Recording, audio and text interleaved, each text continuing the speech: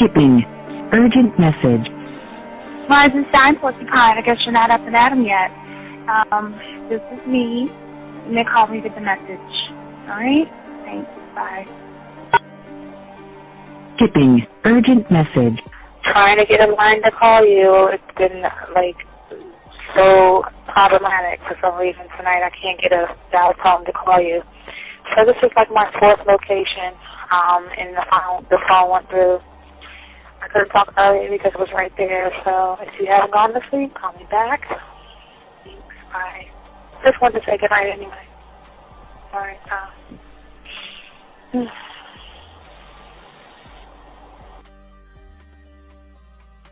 Urgent message. Hi. I hate that your phone keeps rejecting me. You must have a really bad connection. Anyway, I don't know. It's 11:42. It's not even late. So if you're not asleep, call me back. All right, bye.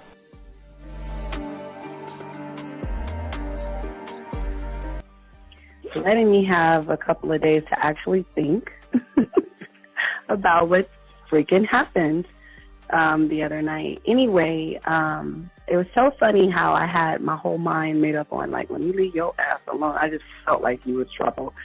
And it's so interesting how vibe is because I was right, I ain't gonna lie, I do have questions. I'm like, how do you do that? Who taught you that? Are you a goddamn professional? So on a real note, that was amazing. It was totally, perfect. If I were to vision what I want my man to be sexually, you would be that person, hands down. Am I mad at you? Hell yeah, because you know that you got those skills. So for you to do that to me, that was not nice at all. Because I was getting to know you in a whole different way, and it was cool too. That other way was also nice, So yeah, I don't know. It makes me more curious about who you are and what you're really about. I won't lie, But again, I keep feeling that vibe of how you gonna do me like that? That is not nice.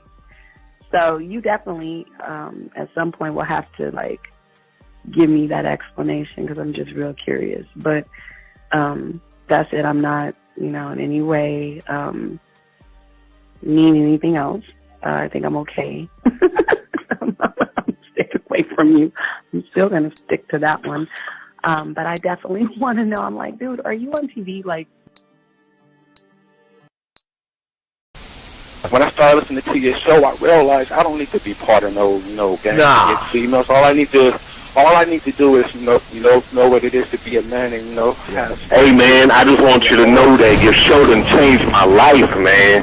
Man, I am serious. I was that nice guy, but then I went out on the block, man, and I was I just upped my game and was being more alpha and being more of a stand-up guy and just taking care of myself. Yeah, now I know. Man, I would listen to your show and I was like, what does it mean, Mm-hmm. Until I bought your products, understand, listen to all the diss you gave me, and yeah, that's what it is. Some people talk about it's there's 60 on the list. Man, I'm gonna tell you like this, man. I just when you called me, I was listening to it now, and you get this natural high from it. He kind of sparks you up. It kind of gets you going, and it gets you to feel good about yourself. It's about to be 160 degrees. You take your characteristics that you know about yourself, and you work on those, and you improve those, and you develop a belief system in yourself that nobody can tear down, and that's basically you can. I can apply it to every aspect of my life, not just with women. You can do it with your employment. You can do it with sports. Basically anything you want to. And it gives you a strong belief in yourself. Dean, if I had your information a few years back, man, I would not have gotten a divorce. I promise you that.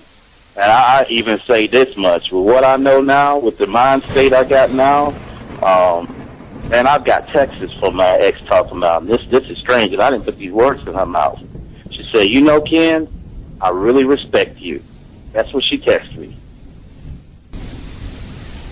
This is Robert Frank, and you're listening to the manmindset.com Dating Help for Men with your host, Steve the Dean Williams.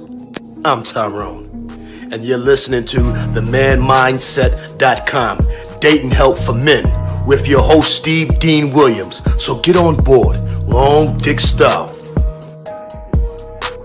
This is Debo, Steve the Dean Williams. Give me your chain, punk. Yeah, sleep with your lights on. I still got the bicycle. Much love, Steve. Do what you do. God bless. Yo, cupcakes. This is C.T. Fletcher, and you're listening to the Man Mindset Dating Show for Men with your host, Steve the Dean Williams. The following program is rated MAN. It contains real game, learning your value as a man, original ways to have her face in the pillow and her ass up in the air. I'm talking her knees pushed so far back, it's touching her shoulders. Touching her without touching her. Having a woman respecting your every move. Buying you gifts. Cooking and cleaning with a smile. And knowing her place at the table.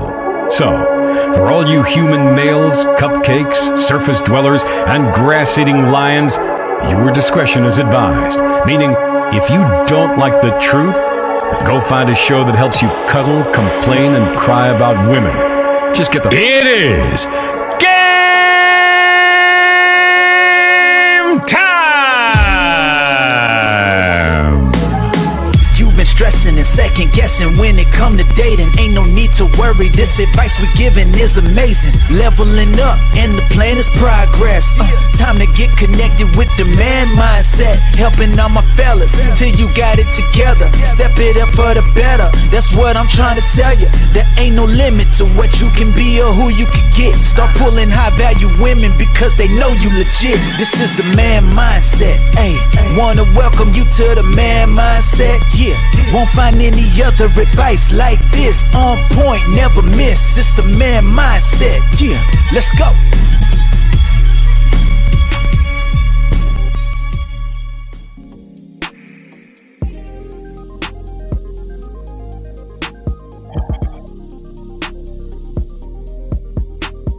Nothing in the world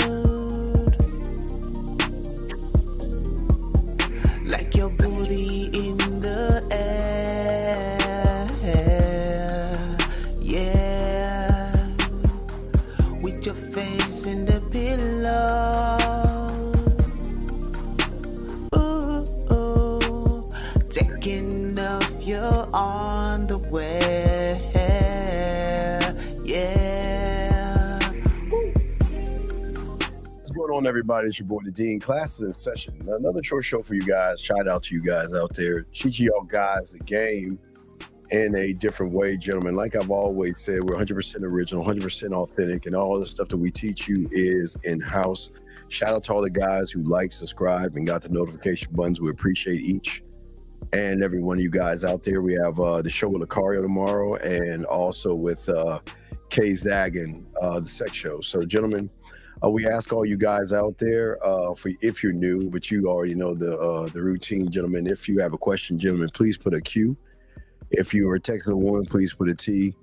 And if you want to call in, you can call in at 833-859-8744 to soak up this game. And that's the thing we're trying to show y'all guys. One thought, one mind, one way. We're going to be talking about Jordan Peterson today and what he's doing. And a lot of guys are doing this. And it's not just Jordan Peterson, but we got to actually talk to you guys and help you guys out. So we appreciate each and every one of you guys out there soaking up this game and all this other stuff.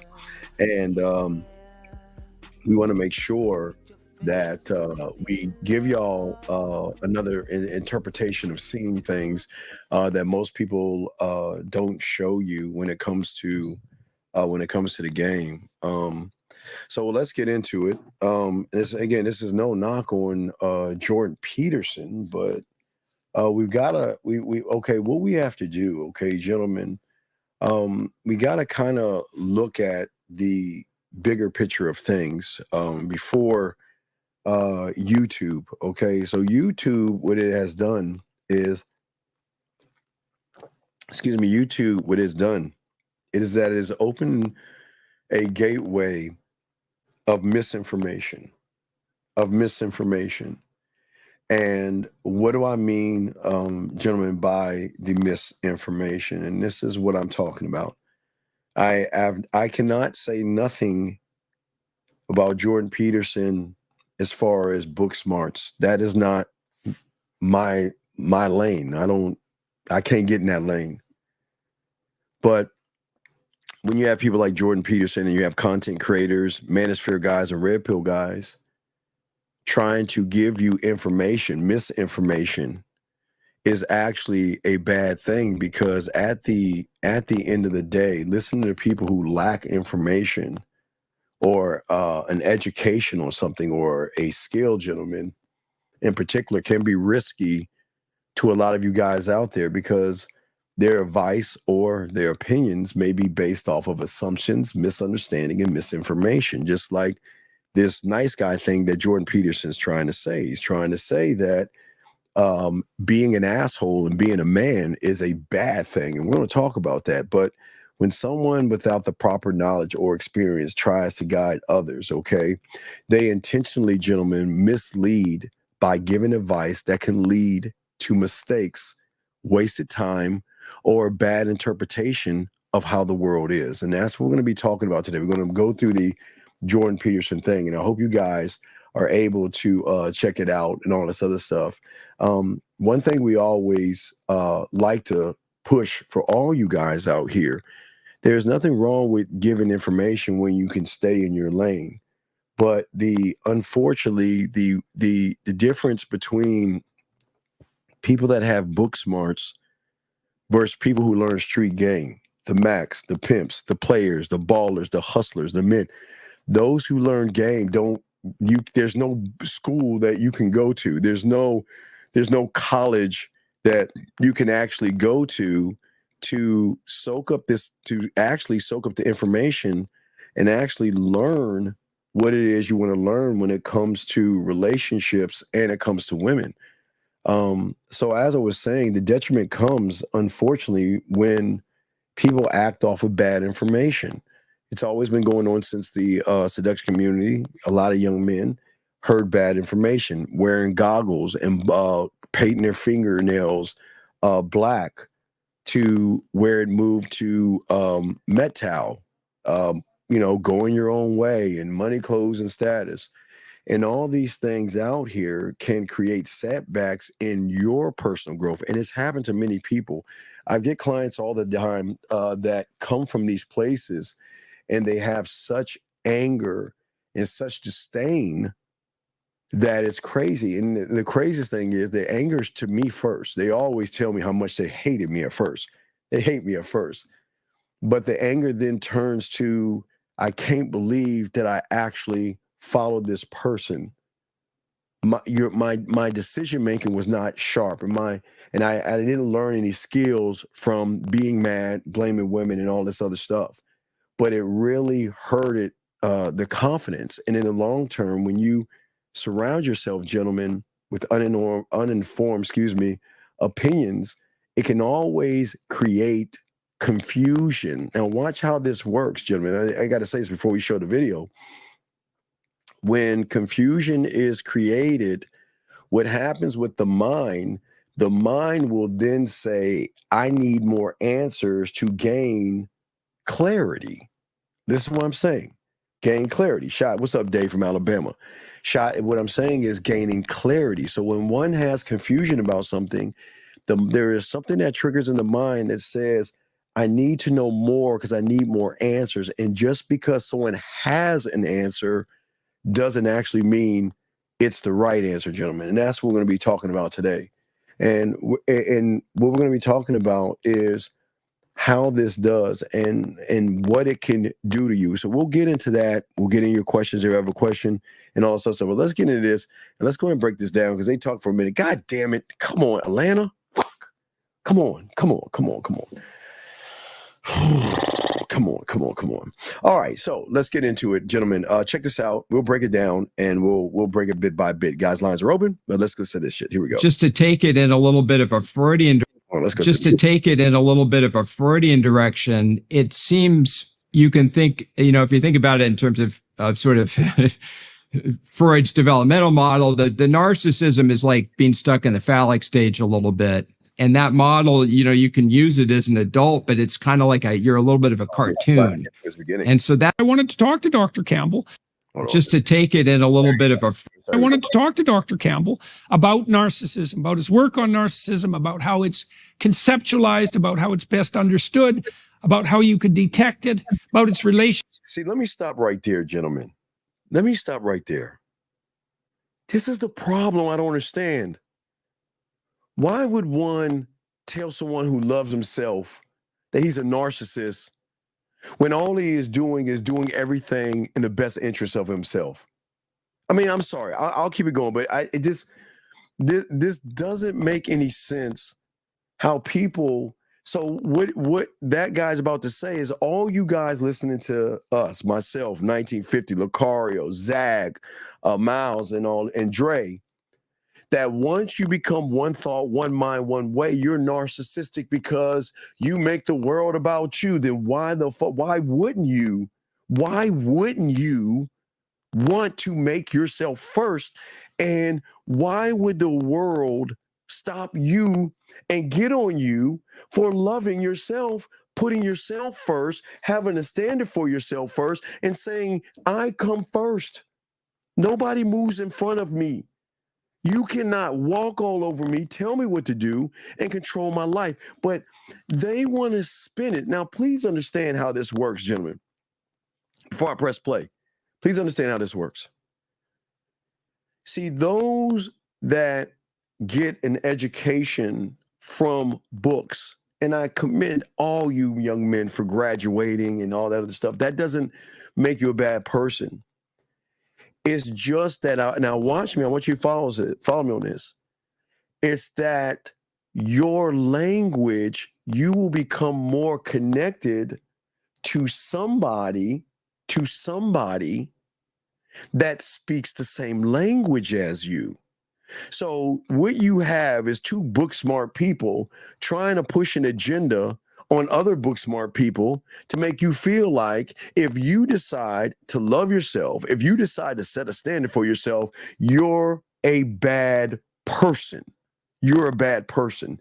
And then what they want to say is people like us that love ourselves and believe that we're bad people. I mean, we'll get into that. Let's get into this, gentlemen. Check this out, guys. That's why I had to do this shit. Look. Let's say with leadership and status and self-esteem and broader personality and, the general social world. And so that's what we did. Dr. Campbell is the author of 200 scientific papers. That's a lot of papers. It's about the equivalent. 200 pieces of paper versus on the street fucking over 200 women. 200 pieces of paper versus having over 200 women on your dick, buying you things, doing things for you. How it doesn't make any sense. Thank you, 26 likes. It doesn't make any sense how somebody can use paper. And gentlemen, please understand, for any of you guys that have a skill or a trait, it is like me coming along trying to teach somebody something you're skilled in, and that's disrespectful. That's disrespectful. Just because you write 200 articles doesn't have nothing to do with the game. It's just you wrote 200 articles. That doesn't do that, okay? Okay? All right?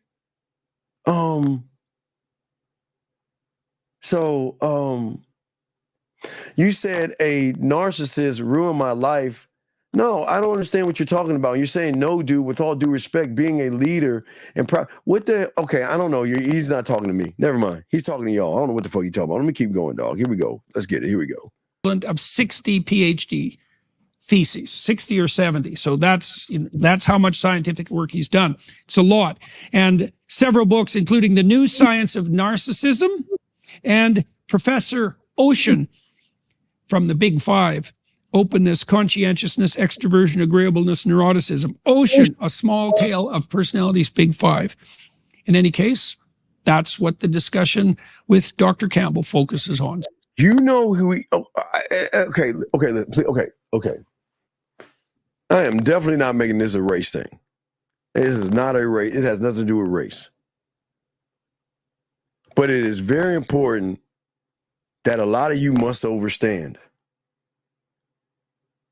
This conversation he's about to have should be with a Mac, a pimp, a player, a hustler, or a real motherfucking man. And again, they come in all colors, so please understand that. So I'm not trying to make this a race thing. What I am saying is that what people tend to do is they tend to bring people on that make people feel safe and make people feel comfortable. And this guy, for those that read books and things like that, will feel more comfortable, meaning that they're more open to the information versus having somebody there that doesn't look the part. Y'all know what I mean? Doesn't look the part. One thing you'll notice about a lot of these guys, when they're interviewing, they're only interviewing one side of the railroad tracks, and you rarely see them interviewing anybody on the street because the person that has street game is going to be the one to call him out. And they see, a lot of people don't want to be called out. A lot of people don't want to be called out. So it's really safe to say that it's safer to have somebody that makes other people feel safe and non-threatening. So just listen to what I'm saying, please, because this is not about a race thing, but this is where it's all messed up. If you look at YouTube, all they do all day, every day is bring on people that have no idea what they're talking about. And they do that all the time. And they really never bring anybody in that can actually lace them with game. From pimps to macs, to ballers, to hustlers, to men, to players. They can't bring these guys on. Because these guys on will not only challenge the narrative that the person is saying, but they will force those that are listening to what the person is saying to be challenged. And sometimes people rather be safer than sorry. So I just want to let y'all know that by no means this is not a racial issue. It is actually a mindset issue of playing it safe. But this is why safe is not good for those that trust people that say this information, because this is why the world is the way it is in chaos, because no one's telling these young men the truth. Nobody's telling these young men to have passion and love and all this other stuff. They want to sit around and point fingers and all this other stuff. But let's keep listening. I'm sorry, guys. I had to get on that box for a second, man. Let's listen to this. Here we go. So join us. Well, Dr. Campbell, we might as well start by allowing you to introduce yourself to everybody and tell people what you do, what your specialty is, where you're working, all of that, just to give them a general. Facts, Dave. Too raw. See, nobody wants raw and real. Let's get introduction. Sure. My name's Keith Campbell. I'm a professor of psychology at the University of Georgia here in Athens, Georgia. My training and background are in social personality psychology. See, with a man or a pimp, you say, "What's up?" You know, I'm Rosebud. You know, I'm Dre. I'm one with game. And you know what? My background is getting a lot of pussy, and my background is being a man that demands respect. Do you see what I'm saying? If you listen to his background, for those that are blinded, are going to feel like this guy actually knows what he's talking about because they can resonate. Remember, it's no knock on book smart individuals. It's just that book smart people resonate more with other book smart people, and those that are actually have street smarts are something of a threat. You see what I'm saying? Something of a threat. It is something of a threat. It's no different than what Elvis Presley has done. It's no different what Blondie has done. We talked about Elvis going across the street, watching people shake their hips, and then taking that shit, started shaking his hips, and people think he invented it.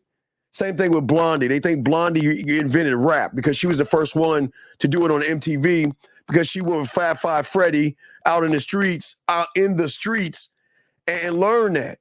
They don't give credit. They don't know about Dolomite and all that stuff in the 70s and all that other stuff because people wanted to be safe. And this is this is not, definitely, please listen to me. It's not a racial issue because they were poor white people and poor Spanish people. And New York was full of people on the streets that were Puerto Rican and Spanish and Asian. So it just wasn't a black thing.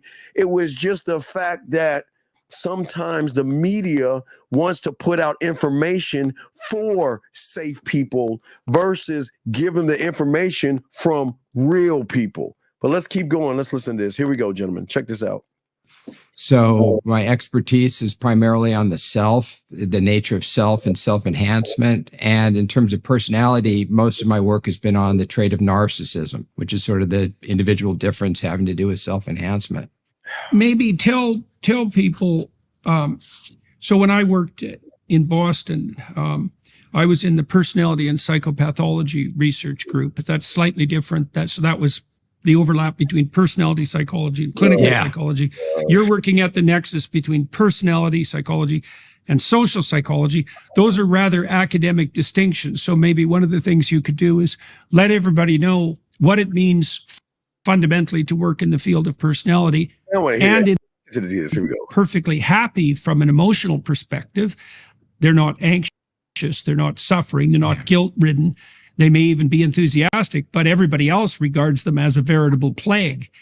And so, okay, so we've sketched out the territory. I don't know if you have anything to add to that from a definitional perspective. No, I think you've hit the nail on the head. I think what's really interesting is a lot of things when you focus on the individual, like self-enhancement or showing off or taking credit for things, those things that seem beneficial when you start integrating into a. All right, hold on, let me pause that. It might be choppy on there, so let me grab it on my other. Let me put it on my other computer so I can play it smoothly, just in case, because I want y'all to hear this bullshit that this guy is saying. So give me a second, gentlemen. If you got a question, please put a Q. Y'all can talk about anything you want here. We just let me see if I can. Let me see. Did I put it? Let me see where I dropped that joint. All right, let me see. Let me double check. Hold on one second, gentlemen. I want to make sure that I want to make sure that y'all could hear because it looked like it was skipping a little bit, gentlemen. So I want to make sure we don't have the skipping. So I want to make sure that let me see here. Is this it right here? All right, so let me go ahead and grab it on my other computer and load it up, and I'll talk to you while I load it up so we won't have any interruptions or anything like that. Excuse me. Let me grab this. Fuck, where's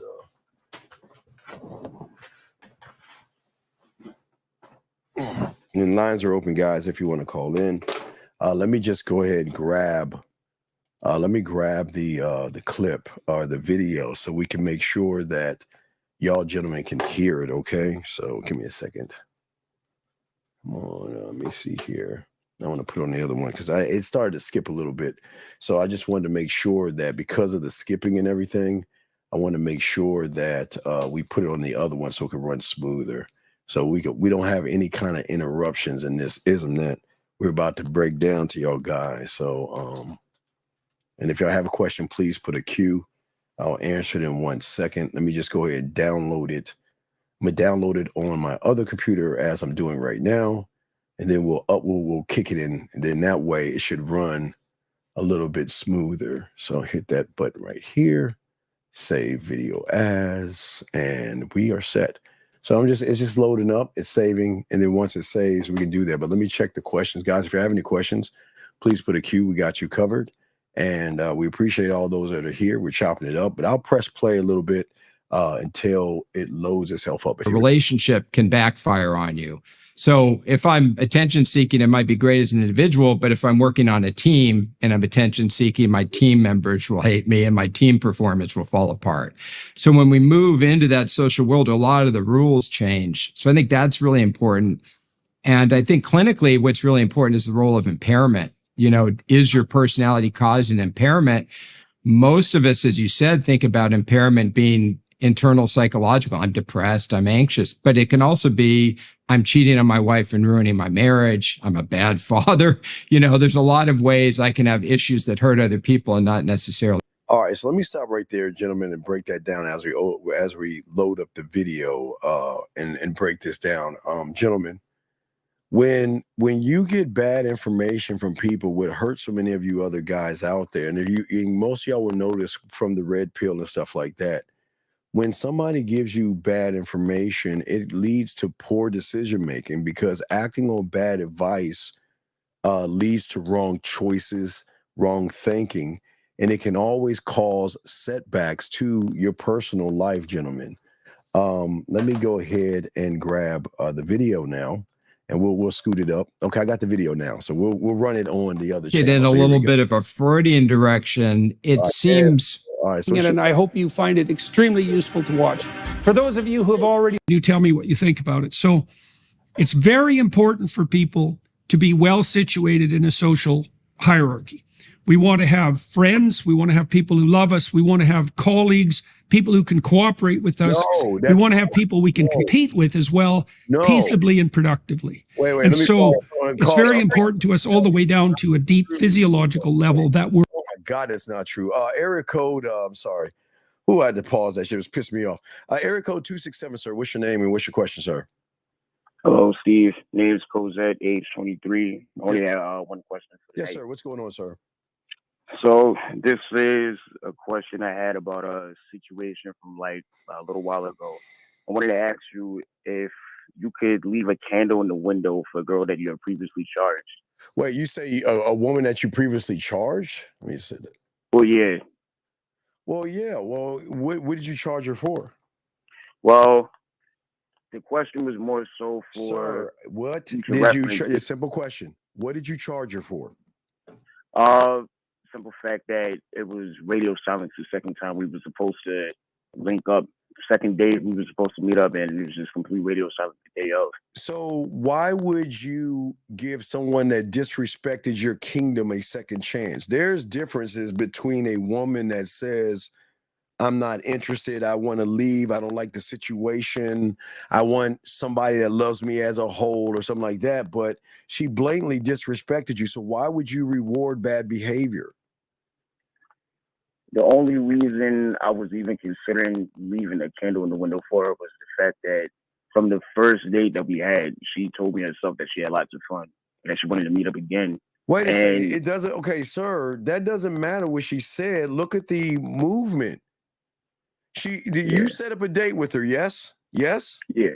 And the disrespect, and she didn't reply back to you? No. So when I was leading up to the second date, we was interacting, we was talking, texting, and she was completely down and she was all for it to meet up. But it was the day of that we were supposed to meet up. It was just radio silence. Wait, I'm sorry. Wait, she did what now? So about a week or two after the first date, I hit her up again. You hit her up? And I was setting up the details and everything. I was like setting up the entire date. Yes. Supposed to take out with some ice cream. Yes. And she was all for it. And okay. We was even like flirting while we was texting. Okay, so then what's the problem? What did she do? Just the radio silence. It was just like. Wait a second. So wait. She gave you radio silence. She didn't say I'm gonna go on a date. She just didn't say anything at all. No. So come on, dog. Were you fucking? All right, look, dog. Listen. Please listen. Please. I want to help you. I swear I want to help you.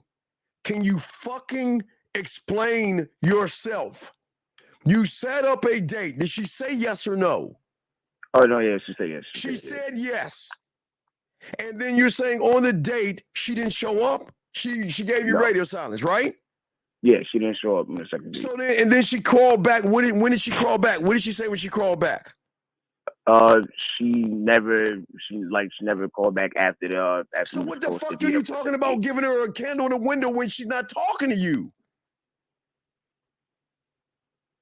How can you give someone a candle in the window that's not talking to you? Understandable. Young man, look, come on. Look, young man, I know you're desperate and thirsty, dog. Think. Why would you give a candle to someone that doesn't like you, is not interested in you, and doesn't want to fuck with you, and doesn't want to talk to you? So what do you mean, how you gonna give someone a candle that's not talking to you? Right, you're right, man. No, sir. It's not about right or wrong. It's about what is. Help me understand, please. So the only reason I was even considering leaving a candle in the window was from the first interaction. How can you consider anything when she's not considering you? Well, yeah, now I understand it. Young man, I get it. Young man, I didn't take that into account. I understand that you get excited, and it's okay. That's not a bad thing, young man. It's just sometimes the writing is on the wall. And sometimes because you have more your feelings in this thing, you're more emotional in this thing, and you feel some kind of way about this woman where you want to hear from her again. So thank God you said something, because it sounds like you want to try to get back in touch with her and then say, well, you know what? I don't like what you're doing. So when you're ready to get back to me, you get back to me or some stupid shit. You can't do that in this game, brother. I wasn't going to do that. Well, how were you going to leave a candle in the window to someone that's not talking to you? How's that going to work? If she was to just hit me up anytime in the future, wait. Hit you up in the future? Yeah. Young man, what do I tell you to burn? When they fuck up, what do I tell you to burn? Burn the ships. Why aren't you burning you are not burning the ships and the bridges. What do you you want to sit at the window singing songs like Snow White or some shit, waiting for her to come back? That's what you sound like, man. What are we doing? Why is it that you are putting so much into somebody that doesn't give a fuck about you? Think about this real quick, because I can continue with the show. Got it. You want to know why she didn't want the second date? Why do you think she didn't want the second date? Can't really think about it. Come on, man. It's easy. Come on. You know the answer. Come on. Because the first date was boring and bland, and it didn't trigger her pussy or tingle her in any kind of way to say, I want to continue this. Why would she want to go out with you when you're all right, okay. Have you ever been to an amusement park? Yeah. Okay, there's two types of roller coasters. You got that 90-foot roller coaster that goes all the way up, and then it goes down, and it has loops and loops and twirls, and you're screaming, ah! Right? Mm-hmm. And then you have Kittyland. The roller coaster goes 2 miles an hour, and it goes in a little cute little circle, really slow for the little children, so the parents can take pictures and wave at their kids. So what do you think the date was? Do you think the date was that 90-foot tall roller coaster with loops and everything? Or was it that little cute kitty little roller coaster ride where the little kids are having the best time of their life while their parents are like, oh, hi. What do you think you were? The way you put it was definitely the fucking kitty ride. Right. So you can't expect her to reply back to you, young man, okay? Right. Got it. So it's all love, man. I appreciate the call. I got to continue, big guy, okay? But thank you, okay? No, thank you. I respect. Great call. Great call, young man. It's all love, man. All right, good call. All right, guys, let's continue. We're talking about this bullshit Jordan Peter's talking about. Now that we got it up correctly, let's get it going. Well regarded by our fellows. And our serotonin systems, for example, that regulate our emotions seem to be acutely sensitive to our position in a social hierarchy. But that's not No. Now, see, gentlemen, the game teaches you a social hierarchy, but it is not one from other people. Do you see what I'm saying? Book smarts and surface dwelling makes you feel like you have to be validated by somebody else. Do you see how they push that narrative? See that? The social hierarchy a man has is only to himself, to his scribe, to his marketing team, all these things. Hold on a second. Hey, T, I'm on the show. I'll hit you back, brother. All right. Yeah, so it is all these things that I'm saying to y'all guys out here. What he's saying in the agenda that he's pushing, he's saying for you guys out there, you're nothing unless somebody validates you, and that is bullshit. That is straight up bullshit. Exactly status, right? It's more like reputation. So even with little kids, if you're a 4-year-old and you've learned to regulate your emotions so you're not pathologically self-centered, and you can take turns. Wait a second. Wait. Please, somebody tell me what is wrong with being pathologically self-centered. Why wouldn't you want to be rooted in who you are as a man, gentlemen? Now I'm asking you guys. I will ask in the chat room. What is wrong with loving yourself so much that you are rooted and you are grounded in you, where you believe in yourself? It is the lack of the belief in a man that is the problem today, because most of these young men don't believe in themselves, because all they do is waste time by the loss of confidence. And the reason is because when they get on the internet and they listen to content creators, they listen to things like Jordan Peterson, they have repeated failures because they are taught to look outside of themselves. Get your money correct. Get your clothes correct. Get your body correct. Get some kind of status. But they never help you in the true blind spot of getting your mindset together, loving yourself, having an understanding of yourself, appreciating yourself, have a standard and have boundaries and stand on shit. That's what these guys go wrong with, man. It's just crazy how he's saying what he's saying, gentlemen. You can share and you can play other children's games when it's their turn. You're going to make friends. And if you're very good at making friends and you're fun to be around, your reputation is going to grow, and that's going to situate you well in the social community. When you're an adult, the same thing applies, although adults are also more focused, let's say, on competence rather than mere ability to play, even though that's important. And so you can enhance your reputation by being competent and by being a fair player, and that situates you well socially. You can also manipulate that by using power and dominance and false claims of competence and status. And so the reputation game can degenerate into a power game, but that doesn't mean that the reputation game is a power game. And so, well, that's at least one way of looking at it. So I'm kind of curious about, if you feel that that's a good definitional ground for our conversation to continue, if you've got things to say about that. First, if he was with a Mac pimp player baller or a real man, which they don't do, like I told you earlier, that motherfucker would have said, wait, excuse me, Mr. Peterson. Sir, I wholeheartedly disagree with what you're saying, sir, because the way you're talking, you're acting like these men can't love themselves and these men can't be rooted in themselves. But again, most people want people to approve them mimicking what they're mimicking. You said, can people affect your ego? Not when you're grounded in yourself. Most people's egos are affected because they're seeking validation from, like, for you guys out there.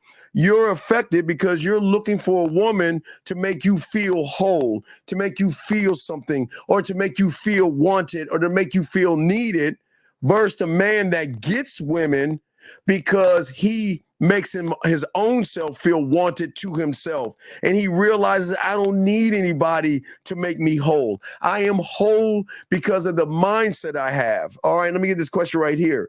Is it okay to understand what he's saying? Wait a second.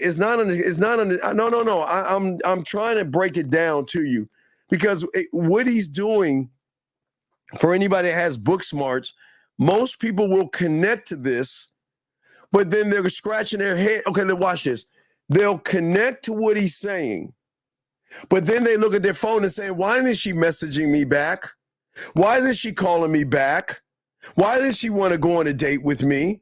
Why does she want to sleep with me? Why does she want to be my friend or my brother? And she's showing me no kind of sexual interest at all. But I understand what Jordan is saying. But then if they heard somebody that had real game, those people be like, that's, man, he's just so rude. And look at his arrogance. I can't believe he's talking that way. Oh my God. What kind of, do y'all see how it works? I'm showing you how it works. I'm telling you, that's how it works. People are smart enough to manipulate you young men by using book smarts to try to break down something they don't even know. And then when you hear something you've never heard before, because it goes outside of your realm of reality, you then get mad and upset and you become judgmental because you're saying, wait a second, this guy, he doesn't have a PhD. He doesn't have a doctorate. Why should I listen to him? He just sounds like he thinks he's God's gift to women. Do y'all see what I'm talking about there, guys? I'm just showing y'all how this thing works. Let's continue. Here we go, gentlemen. Sure. I mean, there's a lot to unpack there. First off, is the challenge we have as people is we don't know if we're going to live 50 minutes or 50 years. So do you regulate for just having a good time today, or do you try to do the long-term game? And most of us are trying to play for the long term. That's a lie. They're not trying to play for the long term. Was Metal long term? No. Being on your purpose, was that long term? Money, clothes, and status, was that long term? No FAP, was that long term? High value man, Riz, handsome man game, are those long term things? Or are they things that come in and go out? This is great. This is bad. It is so bad that if you look at all these people that have all these clicks, they never want to bring anybody on that challenges their narrative or tells the truth because people can't handle that shit. If you regulate your emotions for the short term, for example, I get mad at somebody, so I scream at them or bully them, or I want attention, so I go claim attention or something. If I do that, it's going to feel good for me in the short term, but in the long term, I'm going to ruin my relationship. So it's going to have a long-term cost. And we have the way I think we're kind of wired, at least in social psychology, is we regulate emotion before we regulate other things. So if I feel bad, the tendency is like, I want to make that bad feeling go away. I'll go have a drink. I'll go binge eat. I'll go watch TV or something, rather than I'll solve the fundamental problem that's making me feel bad. No, but see, a man, hold on, when a man, well, I always tell you guys, it's very important. I've always told you guys, even before Netflix, because I didn't, they didn't have this kind of stuff. But as a man, you should always go into the film room and you should always look over your life every day. I always say, type up YouTube or Netflix fire, turn out all the lights, look into the fire and just have a deep conversation with yourself to have understanding. There should never be any disappointment when one loves himself. And when one doesn't love himself, he goes to the bottle or goes to a drug or a substance to make himself feel better. He becomes more attached to the drug or the alcohol versus the feeling because he becomes connected to that. And that's why we always tell you that game is one thought, one mind, one way. Guys, you're not going to get every woman and you're not going to win with every woman, but that doesn't matter. What matters is the love that you have for yourself and stop giving a fuck what women are doing. Let women do what they want to do. It is not our job to sit around and change a woman's mind. Here we go, guys. Let's check. Here we go. Let's get. So there's lots of these challenges. The second thing I think you're pointing out, the difference in reputation and status or dominance, I think is really important because you can gain a reputation by being sort of a kind of a showy, big deal, kind of the narcissistic model, that. Hey. Always think what he's saying You could be a pimp. You could be a hustler. You could be a Mac. You could be a player. You could be a baller. You could be a ladies' man. You could be a whore or a man. So he wants to umbrella that under narcissistic behavior. I just want y'all to remember that he is not going to use the right words or the right terms because he wants to make sure that you guys think that are actually believing this bullshit, that it's bad to have women. It is bad to believe in yourself. It is bad to have a bunch of women in your bed and all that other stuff. Man, this is nothing but terrible advice. The celebrity model, or you can just be a good person over a long period of time. And in the leadership world, this is sort of like dominance versus prestige. You know, people either admire you and they want to make you a leader, or you kind of dominate people. So I think in the status world, there's sort of two paths to status. One is you be a good person and people lift you up. And the other path is you kind of fight your way with sharp elbows to the top and make sure people think you're a big deal, control the media, control the message and all that. So I think there's a lot of of conflict in this human experience about this. Yeah. Yeah. Well. So I interviewed Franz de Waal before he. Okay. Did he say I interviewed a pimp? Well, I interviewed this Mac. I interviewed this player. I interviewed this hustler. I interviewed this baller. I interviewed this womanizer. I interviewed this man. He didn't say that. See what they always do? They want to keep it with it's called like the good old boy system. It's just like we want to just keep it within our realm. So those that have book smarts can connect to us, because there's no way. See, what they know that most of you guys don't know is that they know that their practice, see, watch this, psychologists and stuff like this is how they get you. They know they send you out into this big bad world, and they know they don't ever equip you with the mindset and the mentality to do things on your own.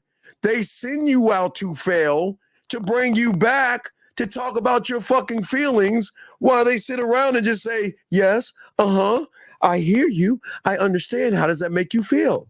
Yes, I hear you. Wow. How does that make you feel? Oh, our time is up, so I'll see you next week. That's how they get a lot of you young men out here, because you trust the book smart person, because you see his nice fine suit and you see his nice environment. And a lot of people will sit there and say, wow, I want that lifestyle, but in order to get that, I need to follow someone who's not even on the street. Hey, Con and man, they running some game right here, man. Here we go. Passed away in a rather untimely and a certainly unfortunate manner. And I was really struck by his work on chimpanzees in relationship to the kinds of things that we're discussing, because we're going to chimpanzees. Chimpanzees. The classic view among evolutionary biologists, I would say, of the somewhat less sophisticated sort, and also of psychologists, is that the hierarchies that we live in, the social structures, hierarchies because there's limited access to resources and people sort themselves out so that some people get preferential access. And a functional hierarchy is one where the more able people get preferential access because that's good for everyone else. Anyways, the classic view has been that the more dominant, say the more... But hey, Jillian, but one thing, it's not just big words. People that are book smarts don't understand slang. You're right. It's not just big words, but people who are book smart will be like, well, he's just saying some hippity hoppity stuff, and they don't understand street vernacular. So it can be a big word that, like you're saying, but it's also slang that comes from the street, because street people don't talk the way most book smart people do, and if you're at Harvard or Yale and you've got all these things going on for yourself, you're going to hear that and it's going to turn you off, because you're not going to be able to understand the slang or the terminologies or the terms that people are using. So I do understand it can be big words but it also can be slang as well. Socially successful, especially male, tends to be more dominant, and it's construed as a power game. But DeWall showed that even among chimpanzees, the dominance route was, you might say, a suboptimal solution. It seemed suboptimal. Gentlemen, when I say, okay, listen, gentlemen, please listen to me. As men, we always teach you never to dominate. Now in the bedroom, that's, you know what I mean, but outside the bedroom, never dominate somebody. We give them free will. If anybody is going to be dominated, we teach you to dominate yourself, to get rid of rejection, to get rid of fear. Dominate your world, dominate your reality, dominate your mindset, where you dominate and fuck up that mentality that says you're not good enough. You dominate the mentality that says that you can't get the woman. You dominate the mentality that says that you got to do this, and this to get a piece of pussy. That's the domination of the game. If you're going to dominate anything, you dominate all the excuses, the blame, and all the judgment that you may have of yourself if there's a domination. But you don't dominate anything outside of yourself. Men don't move that way. We don't come out to conquer because we are conquering internally. And then that exudes externally, okay? I just want to let y'all guys know that. Let's continue this, guys. Got a question? Put a queue, lines open. Here we go. Better than being a subordinate, let's say. So if you had to pick between being weak and useless and strong and mean and dominant, from an evolutionary perspective and maybe even from a personal perspective, it would be better to take the dominance route. But if you could serve a more sophisticated role, then And DeWall pointed out that for his alpha chimps, the ones that were stable, that was the role, often a role of peacemaker and of reliable friend, that the alphas that DeWall studied, even among chimpanzees, were much... How exactly does one conquer? Game. You can't conquer what you don't know, Silent, and you should know that answer. You cannot conquer what you do not know, and you cannot conquer what you don't understand. That is why every time, unfortunately, you see a woman, you're conquered already. You become conquered. Let me zoom in on this. Let me explain conquered to you humans. You become conquered the moment you say, damn, she is sexy, she is beautiful, she's attractive, I gotta sleep with her, and how many magic tricks you have to do to get between her legs. You're already conquered. You will already come in this thing conquered because you don't believe in yourself. You believe in the woman more than you believe yourself. So your mentality, she is ball breaking you bit by bit. You're conquered because you don't believe in yourself. Come on, man. Let's get it. Good question, though, sir. Here we go. Let's get it. Their troops were more functional and their rule was more stable and less violent if they didn't use dominance. And this is a finding of unbelievable importance, right? Because it's really crucial that we understand these two pathways to both reproductive and personal success. And the dominance route is simpler and it's more attractive at a surface level. And that's also partly why the narcissists and the psychopaths have a niche, right?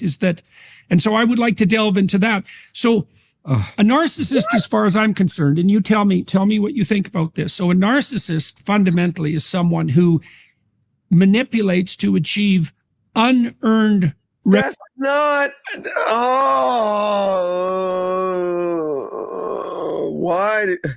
Why do they lie? Why do they lie? See how he's pushing a narrative to say, gentlemen, if y'all stand up for yourselves, you're weird and creepy and you're evil. You see how they saying, remember, the person that believes in itself is evil and bad. Do y'all hear this shit? Wait a second. What did I gotta play? Let's keep listening to this shit. Reputational status. Now, so I know that needs to be fleshed out, but that seems to me to be something like at the core of it. And perhaps the reason that works is because once you establish a social hierarchy that's functional, the higher you are in the hierarchy, the more resources accrue to you. And for men in particular, that also involves reproductive success, because the best predictor of mate access for men is relative position in a hierarchy. Okay. And you know what? He's 100% right and 100% wrong. What the fuck he's saying? He's wrong. He's wrong, gentlemen. Please get your crayons out. He's wrong. Let me explain. I've always showed you. I'm the only one to show you the hierarchy. I've showed you. There is a hierarchy, gentlemen. And when you learn the game, internally, you are always at the top of the hierarchy. And everybody below you is working to put you in the best position for yourself. Your scribe, your warrior, your film room, your construction worker, your marketing team, your blacksmith, your judicial system, your board of directors, your culinary school, your guide, your studio, your drug lab, your detective, your amusement park. All these things, gentlemen, put you at the hierarchy. You're at the top. That's what the game gives you. But when you don't have game and you look outside of yourself, you feel so below because you assume that that guy that I'm looking at, because his body looks better than mine, because he's taller than me, or because I guess in your eyes he looks better than you, that he's a better man than you. So guess who puts himself down first? We do. Not we, but we as in you guys. You guys put yourself down because all you're doing is comparing yourself to other people and judging other people based off of the lack of knowledge you have for yourself. You see what I'm saying? This guy is terrible, man. It's a huge predictor. Now you can mimic that as a narcissist, right? You can make a show of yourself. You can display a confidence that would normally be associated with competence, but it's not real. But it's real enough to fool people, right? It's real enough. Wait. Okay.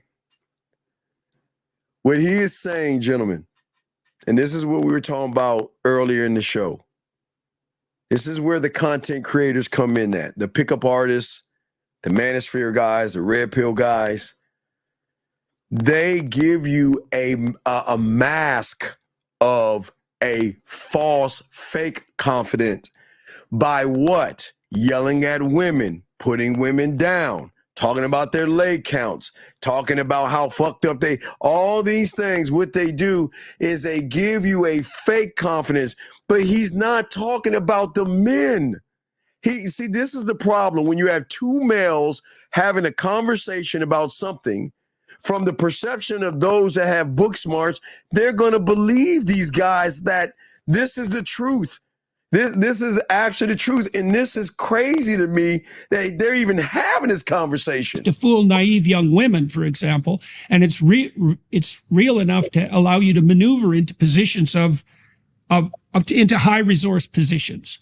So is that in keeping with your conceptualization of narcissism? Yeah, there's so much here. I'm going to take this in pieces. First, I do think that idea of unearned status is really important with narcissism, but there's also the case of people, and I'm thinking of Bill Clinton in particular after he was president, but I'm sure it applies to President Trump, not picking parties here, where you have somebody that really is successful, really is competent, and still has the need for attention, still has the need to be admired, even though they have all those things. So it's not. Man doesn't need the gentlemen. As y'all getting the game down, you will become admired by women because they've never been around with someone who has leadership and structure and understanding of oneself, where he's not going to put up with your pussy and he's not going to put up with the disrespect. So this guy this is crazy. He can't be serious. Not necessarily only unearned. It's like, hey, I just want attention. Whereas other people, like, I go out there, I do my best. I just want to go home with my family. I don't need the attention. So I think it can be people enjoy the earned attention too, to some extent, but it always gets to the point where you want more than you deserve. So there's an inflation component with narcissism. So I do think that, but I do think there are people who are very competent and narcissistic. Yeah, okay, that's a good distinction. So I want to go back to your alpha question because it's so interesting. Where it hit me, I was in South Africa looking at a group of gazelle of some sort with the guide, and Are we talking about chimpanzees and gazelles? Was watching the alpha running around mate guarding. And I said to my guide, I'm like, what's going on here? And he goes, well, he's the alpha. He has to spend his life mate guarding to make sure the other guys don't come in. I said, how long does he last in this role of an alpha? He goes, well, about a season, and then he'll die because your cortisol's up. And in the human condition, what we have are reverse hierarchies. I mean, this is Freud and totem and taboo. This is essentially the tension in the human system. So if you're an alpha and you're like, I'm not working with the younger guys are going to band together and take you out, and you're going to have an unstable system in the short-term reign or short-term. Gentlemen, the game has always been passed down from generation to generation. It's not mate guarding.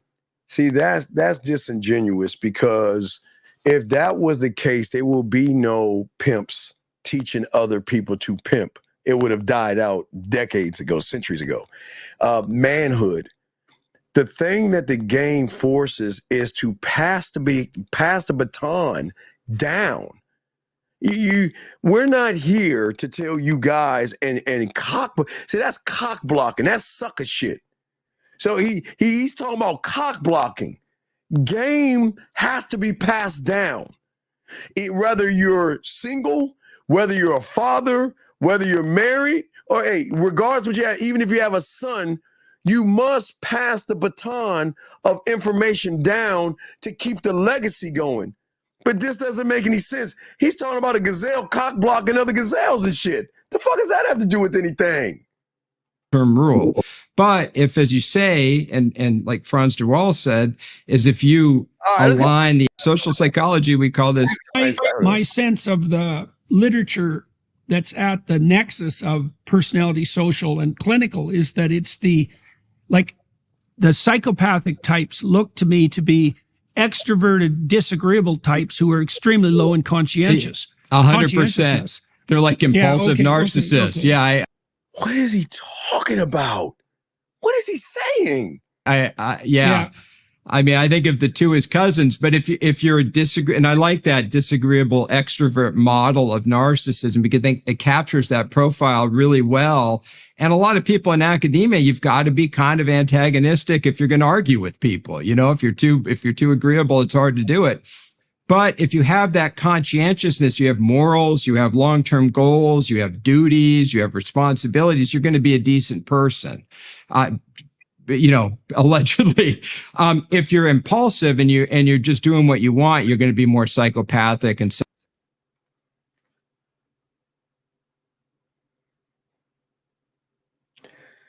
Gentlemen, I will never teach you to harm a person, rob somebody, or try to end somebody's life. All we're trying to teach you guys is to believe in yourself enough to do the one thing that you've never done before, and that is take a step forward or stop walking in the direction you're going and turn around.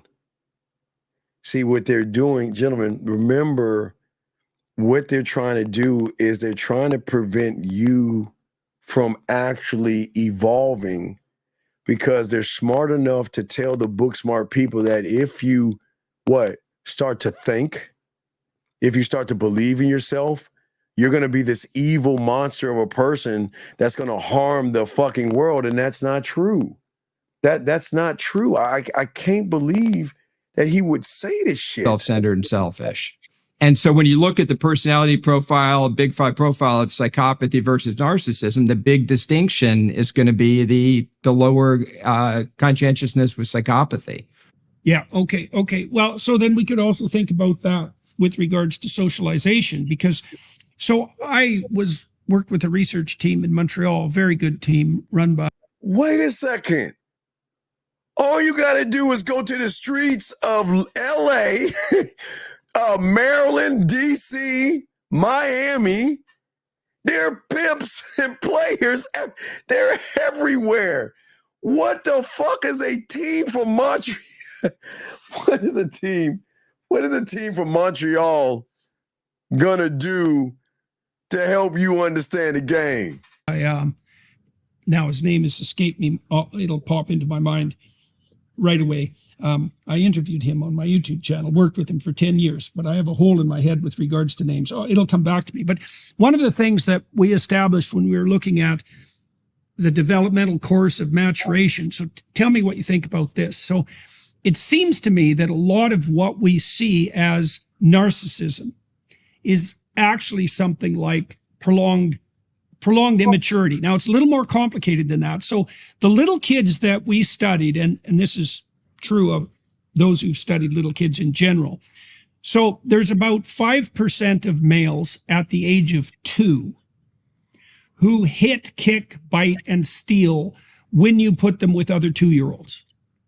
And they're almost all male, and there's only 1 in 20. And so you could say most 2-year-olds aren't psychopathic narcissists by temperament. So these are probably the boys who are disagreeable extroverts by temperament, right? And so they're competitive, they're pushy, and they're, when they're very young, they're impulsive. Now, most of them are socialized by the age of 4. Now, our studies of long-term criminality indicated that it was the minority of that 5% who weren't socialized by the age of 4. Criminality. See that shit? Look at the words he's using. Criminal. Now you're a criminal because you have a trait that says, I'm not going to let nobody bully me or pick on me. Now, again, there are kids that bully. I didn't say bullying is a good thing, but that's kids. Kids are evil to kids, man. Listen, it will always be like that until the end of time, that kids don't like other kids. Kids are mean to each other. They're mean to you in junior high school, elementary school. They're mean to you. They're just mean people. They're just mean people. It doesn't mean that they're criminals. Here we go. That became the long-term predatory criminals. And it was very difficult to do anything about that after the age of 4. But that's plus get a free bottle of Fiber and Spot. Push, and this is a characteristic of assertive and competitive male behavior. He wanted to push all the time to find out, well, what he could get away with, but also exactly where the rules were. And there is a kind of exploratory behavior in that pushiness, right? Because if you're passive, you're not going to make those fine distinctions. Now, it means that boys, especially the more aggressive boys, are much more difficult to socialize, and that's why they need a father, for example, and go off the rails so badly if they don't have one. And it also may be why that it's not a good idea to have an education system that, is male absent entirely, not least because you get the formulation of male gangs. But even that's somewhat of a socialization process, because I would say generally in male groups, like the dependent guys get a real rough time, right? So the males will gang up on them in some ways and try to shame them into accepting a certain amount of maturation. But they also do the same thing to the narcissistic guys, right? And military organizations, when they're not fascist, are particularly good at that sort of thing. But sports teams as well, right? Is like, if you are the showboat, especially if you don't have the requisite, like if you're a genius, people might put up with you being more narcissistic. But otherwise, the guys are going to take the edges off you pretty quickly for being such a pain in the neck. Yeah, the old, my friend Lenny Martin used to study hunter-gatherers, but he'd always, the way he'd describe it in, these groups, that you'd have a guy who was sort of narcissistic, psychopathic, maybe stealing, maybe he's, hooking up. This additional problem, which is that the dependent, hyper-obedient losers are also going to be the nice guys who are hanging around the nice situations. Reproductive strategy that men use, because that could be an outcome. In fact, that's the promise of the sexual revolution, essentially. Now, gentlemen, I've always said, even before he's saying this, I had to blow this up, gentlemen. I always said that as men, we are actually the nice guys. The assholes and the jerks are the nice guys, where the nice guys are not. Nice guys and good guys who don't have game are the evil ones, because their intentions are not actually being nice. They're pretending to be nice to get some pussy by manipulating a woman, by lying to her and duping her to make her think that he is more than what he actually is. So just remember, we talked about this before he says this bullshit he's about to say right here. Just want y'all to remember that. Here we go.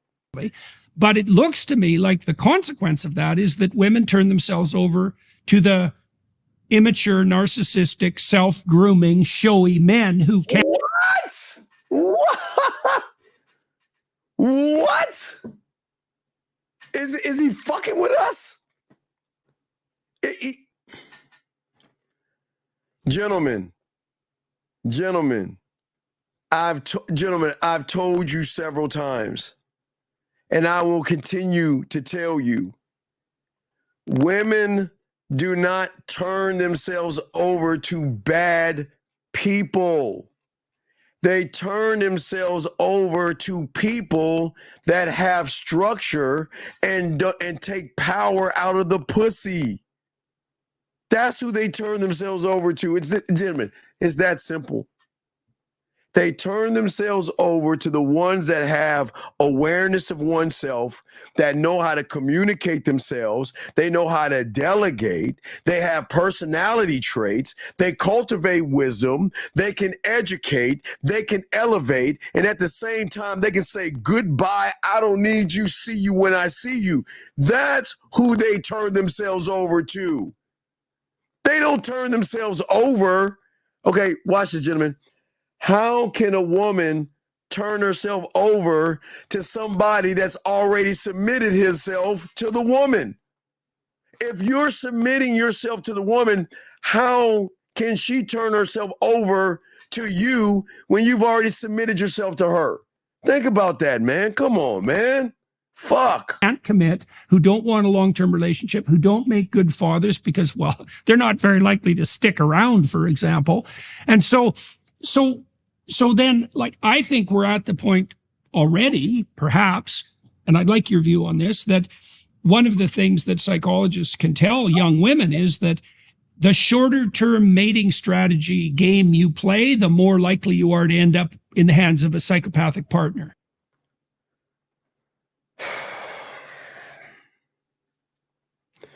Gentlemen, please understand, you have to be psychopathic, because if you're not, see, remember, Jim, I told you it's always deeper. Remember, I told you there's the power, then there's a power beyond the power. See, psychopathic people in his eyes, or in the eyes of marketers and advertisers, say one thing, and guess what that is? We can't get that motherfucker to buy a dinner. We can't get him to buy roses.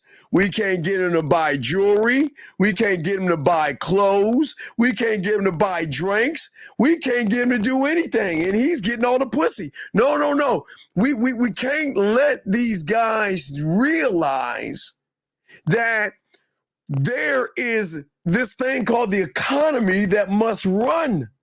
And only for the economy to run, that's it. Right. Yes. This is a psychopathic. Yeah, you're right. This is a psychopathic channel, because we are telling you don't need money to get pussy, but they don't want you to hear that information, because that's psychopathic. Oh my God. Wait, we can't allow you to be a free thinker. Because if you're a free thinker, that means I have no control over you. That means that when I show you an infomercial with a woman, you're going to laugh at it. When I'm trying to tie a woman into a beer, some clothes, or whatever, you're going to shrug that off. I can't sell to a free thinker. Think about what I'm saying. They can't sell to free thinking men, but they can scare a male into being a man by telling him that if you are a free thinker, you're psycho, and you're crazy. I mean, my God, who do you think you are? You're a detriment to society. Do you see what I'm saying to you guys out here? Got a question? Please put a Q. We got y'all. Lines are open. Let's continue. Here we go. Absolutely. That is, if you're going for short-term mating, the other people involved are going to be less agreeable, less interested in deep emotional connection, and they're going to be more interested in their own power and pleasure from sexual conquest, which means you're going to get more narcissists and psychopaths. That's Wait a second. Wait. When did it begin? It's not us that's trying to fuck the first. Wait. Is he trying to say we trying to fuck the first night? Is he trying to say that we're desperate and needy and we're the bad ones? Are we not the ones that tell you they don't even hold on, where's the clip at? I gotta find the clip. Hold on, y'all. I got the clip. Hold on, I gotta play the clip, y'all. I gotta play the clip. Because this is a psychopath. This is a psychopath. Listen to psychopath. Masculinity don't have to be toxic. It can be sacred. You know, you can love yourself so much that you can look at a woman and she don't deserve my dick. See, she don't deserve your dick, but guess what? Oh no, you can't be that, guys. You want to know why? Because if you're that means you're a bad person. You can't believe in your dick, right? You got to run behind pussy, right? You got to run behind pussy and all this other stuff. That's what we're doing, right? That's how we moving, and that's how we're thinking.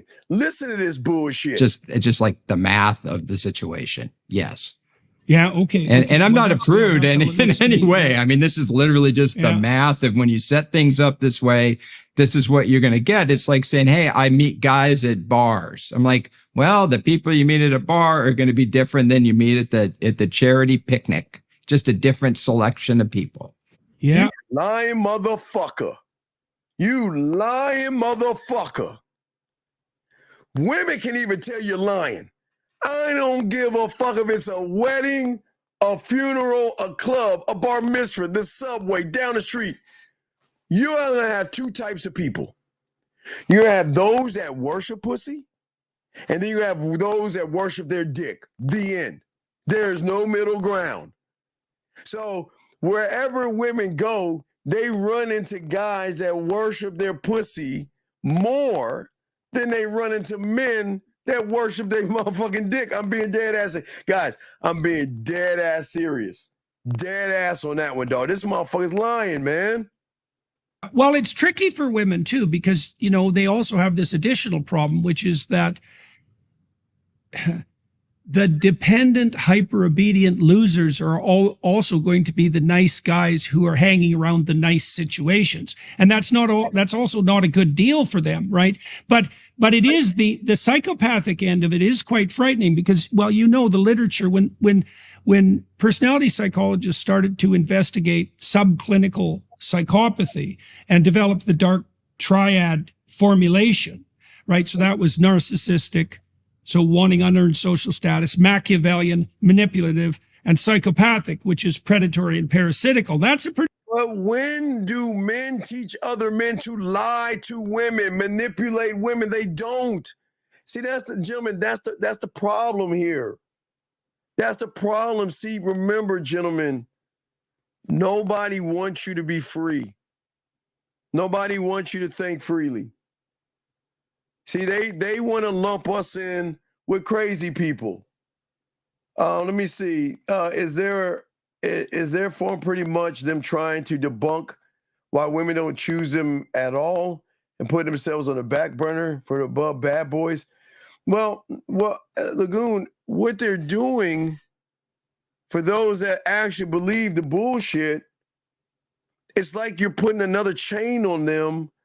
Because the moment they want to think for themselves, they're going to get scared to think for themselves because they don't want to be seen as a crazy individual. Gentlemen, you're not crazy to love yourself. And you're not crazy to put yourself first. But the world, society wants you to realize that if you can think for yourself and you can say no to women and you don't care how they feel, then you're a bad person. No, you gotta care, and you gotta get panties and Tampaxes and shit. Pretty bad combination. Yes. Right. And they were the ones, but it wasn't bad enough. This is the thing that's so terrifying, because further investigation showed that that formulation wasn't complete till you added sadism, which was. Excuse me. He said, what is the difference between going after the pussy versus the woman? They're both wrong because they come from someone who doesn't fucking believe in itself. They're both wrong. I don't go after the woman. I position myself to give her the opportunity to be with me. And I don't go after the pussy. I'm showing her why she should fuck me. See, what you're saying is they're both wrong. There is no difference. They're both wrong.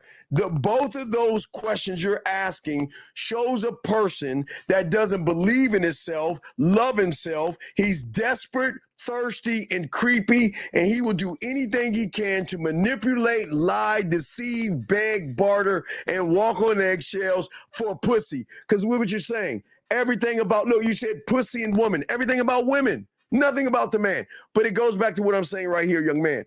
This is what I'm saying. See, when you think this way, you'll always miss opportunities, because bad information can make someone blind to the right opportunities, leading you to lost chances and lost things. You're blinded right now, young man, that's saying this right now, because somewhere on YouTube, somebody has told your ass that you shouldn't go for pussy, you should go for the woman. That shit is fucking crazy. Why the fuck would I do that? But I appreciate the question, sir. Let's continue. Here we go, guys. Got a question. Positive delight in the unnecessary suffering of others. Yes. And so what women have to understand is that, you know, you're not only turning yourself over to the, excitement-seeking, narcissistic, self-centered guys. I mean, that might be bad enough. But if you're also turning yourself over to the sadists, which seems to be the case, because those four things are pretty tightly associated, then you're really looking for a spot of positive misery. And so, gentlemen, for those that's been listening to me since the late 90s when the internet came on, and those before that, have we not told you, and we're probably the only ones who have told you this, have we not told you guys out here that there is nothing you can do, gentlemen? When you learn game, you are going to hurt women. You are going to hurt women. But the hurt that a man is going to do to a woman is because of the emotional connection she has of that person, which actually means, gentlemen, come on, Philly, which actually means, gentlemen, at the end of the day, we don't intentionally seek to hurt women. It's that their love and connection with us is so great, they will hurt and there will be pain because they miss talking to you. They miss texting you. They miss hugging you, sucking your dick. They miss fucking you. They miss holding you. They miss buying things for you. They miss you being in their world. So there is going to be hurt, gentlemen. I've never lied to you. We're not intentionally going to hurt a woman. She is going to be hurt because she will not be able to handle you moving on. She won't be handle you saying no to her. She won't be able to handle you forgetting about her and moving on to the next town. They cannot handle that hurt. So the hurt, gentlemen, the hurt she's going to have is totally different. It is the hurt when she holds you and tells you, I miss you already because there's not enough time in the world to spend with you because I fucking adore you. I love you. I appreciate you. And I love every second we have. And every second that we have is a second that I'm going to miss. That's the hurt. So please understand, I keep it a buck with you. I have never told you that you're not going to hurt her. Oh, you're going to devastate her fucking ass as a man in a different way. Let me bring this call in. 470, sir. What's your name? What's your question, sir? How can I help you? Hey, this is Arthur. How's it going, Steve? Yes, Arthur. How can I help you, buddy? What's up? Hey, just a quick question. It's kind of related to the text message on the back end. It was just about like a situation. Quick. So if you know what I'm saying, if she doesn't send you the photo, do I just let her go? If I ask you to do a task or an ask, I didn't ask to see your butthole. I didn't ask to see your titty. I didn't ask to see what's between your legs. I said, send me a photo.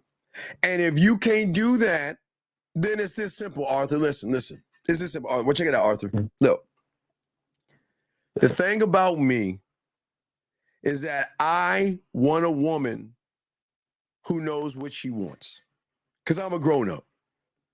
And I've never asked anything crazy of you but to just see a picture of you. That's all I'm asking. And if you feel that you don't want to give me one, then you're telling me that you're not the right person for me. Because I'm going to tell you, a woman that's interested in you, guess what, Arthur? You don't even have to ask. They'll send you tons of fucking pictures. You don't even have to ask. You don't have to ask. They'll send you photos. But if she doesn't send you a photo, see, that's why I always tell you, this is good. This is a good thing, Arthur. It's good that you asked for a photo. And it sounds like, what was her reason for not giving you? Did she give you a reason why? No, she actually just loved the message. Well, then, okay. Then if she loved the message, then I'm gonna love my ass on to the next town. See, guys, there has to be a standard. Listen. Appreciate it, Steve. Here's real quick, Arthur. Just remember, sometimes it stings when you feel really connected to a woman, but sometimes we just don't know how connected she is to us unless we test it. That's why I always say set up the date early on. And that's why I always tell you to ask for a picture early on, because when a woman is into you, they'll be happy to send a photo to you because they want to know how you think about them. But if you ask for a photo and she hearts it, that's not like disrespectful bad. It's just telling me that I'm not the right guy for you. So I'm not going to reply back to you. And if you ask me, like, why am I not talking to you? I say, I don't want to waste your time. I asked you for a photo and you didn't send me one. Oh, wait, then you'll probably come back. What do you mean? It's just a photo. Right, exactly. It's not about the photo, Arthur. It's that I need to know that you know how to follow fucking instructions. And the instructions is a simple one. It's a simple instruction, is it not?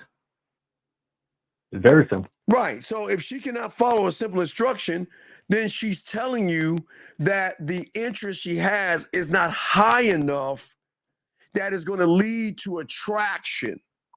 There may be interest, Arthur, but it's not high. She's interested enough to text you, but she's not interested enough to send you a photo. And that's why all you guys out there, I know it's going to sting and it sucks, but you've got to make sure that you test to see where you're at by telling her to do certain things. Like Arthur, let's say you asked for the photo and she sent you the photo, right? Which is cool. And then you said to her, well, you know what? Cool. You know what? Well, on our date Friday, I'd like for you to wear something in black because you know what? Black is my favorite color, and I love the contrast it has on, just giving her a reason. You see what I'm saying? Mm-hmm. And then she turns around and say, no, I don't want to wear anything black. Nope. I don't. Why do you think I would end the day? Nope. Because I'm not teaching you guys to ask for the world. Okay. Right. I'm only teaching you to gain understanding so you don't put yourself, I don't want you to feel good about something to get tore down. Because I know what'll happen to a lot of you guys. You feel good about somebody only to go out with them or something. And they say, I see you as a friend. And then that's a crash and that shit hurts. So what I'm saying is, I rather know that I'm not wasting my time by asking for simple things. I'm not asking for sex. I'm not asking for nudity. I'm not asking for anything but basic things. A photo, a date, and a color that I want you to wear on the date. That is not hard ask. That's not hard at all. Coach, I got a quick question. Yes. So pretty much, right, when it comes down to like well, I'm not trying to sum it up, but if I'm understanding correctly, you're communicating the action towards her, and she has to like be reactive to your own action. Yeah, right. Because if she's interested in you, she'll love to do it. That's what I'm saying. That's how you can determine interest that easy. When you ask that shit and they do it, interest. But if they give you any kind of a fight behind that, I mean, again, basic shit. I'm not telling her to go to the Shire, slay all the fucking hobbits, get on a dragon, and slash a unicorn. I'm not telling her to do anything like that. All I'm asking her to do is something simple. A color outfit, a photo, and a date. That's simple. But it tells me so much. Okay? Yes, sir. All right, so we'll throw you back in. Thank you for the call. Great call, buddy. Thank you. Great call, buddy. All right, we'll throw you back in. I respect. All right, guys, lines are on. Let me grab these questions real quick. We can continue the thing real quick. We ain't going to be on too long. What if she wants to make it up for not sending a photo? Do we dismiss her? No. Let me explain something to you guys. If I'm dismissing you because you didn't do what I asked you to do, and then you turn around and do it later on after I dismiss you, it has no weight. It means nothing because you're doing it after the fact. Listen to what I'm saying. Don't be somebody that lets a woman slide after the fact, because at that point, she's going to start running game on you. Because she's going to be like, oh, he's in his little bitch-ass feeling, so let me go ahead and satisfy him and do this, all of that attitude and shit. Nah, motherfucker.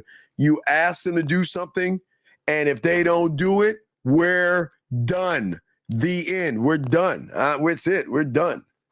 If she follows instructions of sending the photo, and then there weren't any issues when you tell her what to wear on the day, wait, won't there wouldn't be any issue? No, that's just a stepping stone.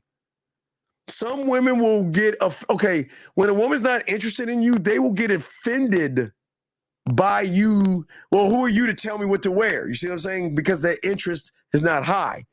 If there's a high interest, they'll be like, well, I have a skirt. I've got this great outfit that you're going to love. I mean, when they're actually interested in you, big guy, they will be happy to wear whatever you ask of them, dog. They will. Here we go. Let's continue, guys. So if that isn't what you're pursuing, you might want to temper your thrill seeking with the idea that hanging about the psychopathic predatory parasites is probably not the world's best idea. Yeah, and the sadism is scary. I mean, you've the old research where they'd see if people would, grind bugs in a coffee grinder or something. It was like grinding pill bugs. I mean, the sadism is, really dark. It's taking pleasure in people suffering. I think the challenge for women is they are attracted to guys who have confidence and ambition and seem like they have a direction. And you run into guys that like, I'm a nice guy. And I go, I don't know if you're nice so much as you're kind of a loser. And, and so the problem is if you're selecting for guys who are ambitious, half those ambitious guys are going to be pretty nice guys and half of them are going to be kind of self-centered and maybe more problematic, and it's hard to know the difference. So it's very hard for women out there. Well, this is also... You're saying, sir, how is what a challenge? What is he, I don't understand. How is what a challenge? Sir, what are you saying, Sam, Mr. Sam? How is what is a challenge? I'm sorry. If you can explain yourself, sir, because we can't read your mind. Can you please ask the question and we'll be happy to answer it for you, but we don't know what the fuck you're talking about right now, buddy. We have no fucking dear. Please answer or explain yourself better. Here we go. Why the evidence also suggests that it's the younger and less experienced women who are more likely to fall for the machinations of the psychopathic predators because they can't distinguish between competence, confidence, and false confidence. Yeah, because you're young. And the other thing with narcissism, and you see this a lot, is when you first meet people, Thank you, sir. Thank you. first start dating, the way our culture works is we go from sort of fun relationships that are exciting to deep and emotional relationships. And so at that fun stage, the people who are narcissistic are just more attractive. Like if I meet somebody who's really narcissistic, I'm like, God, this person's fun. We'll go out drinking. It'll be great. And then later on, I'm like, we want to really have a high trust relationship. It's the wrong person. Wait a second. Wait. Oh my God. Let me get to this quick. We have a call real quick. My God. I'm Erico 408, sir. What is your name and what is your question? Hey, Steve, this is Logan. Hello, Logan. How can I help you, sir? What's your question, buddy?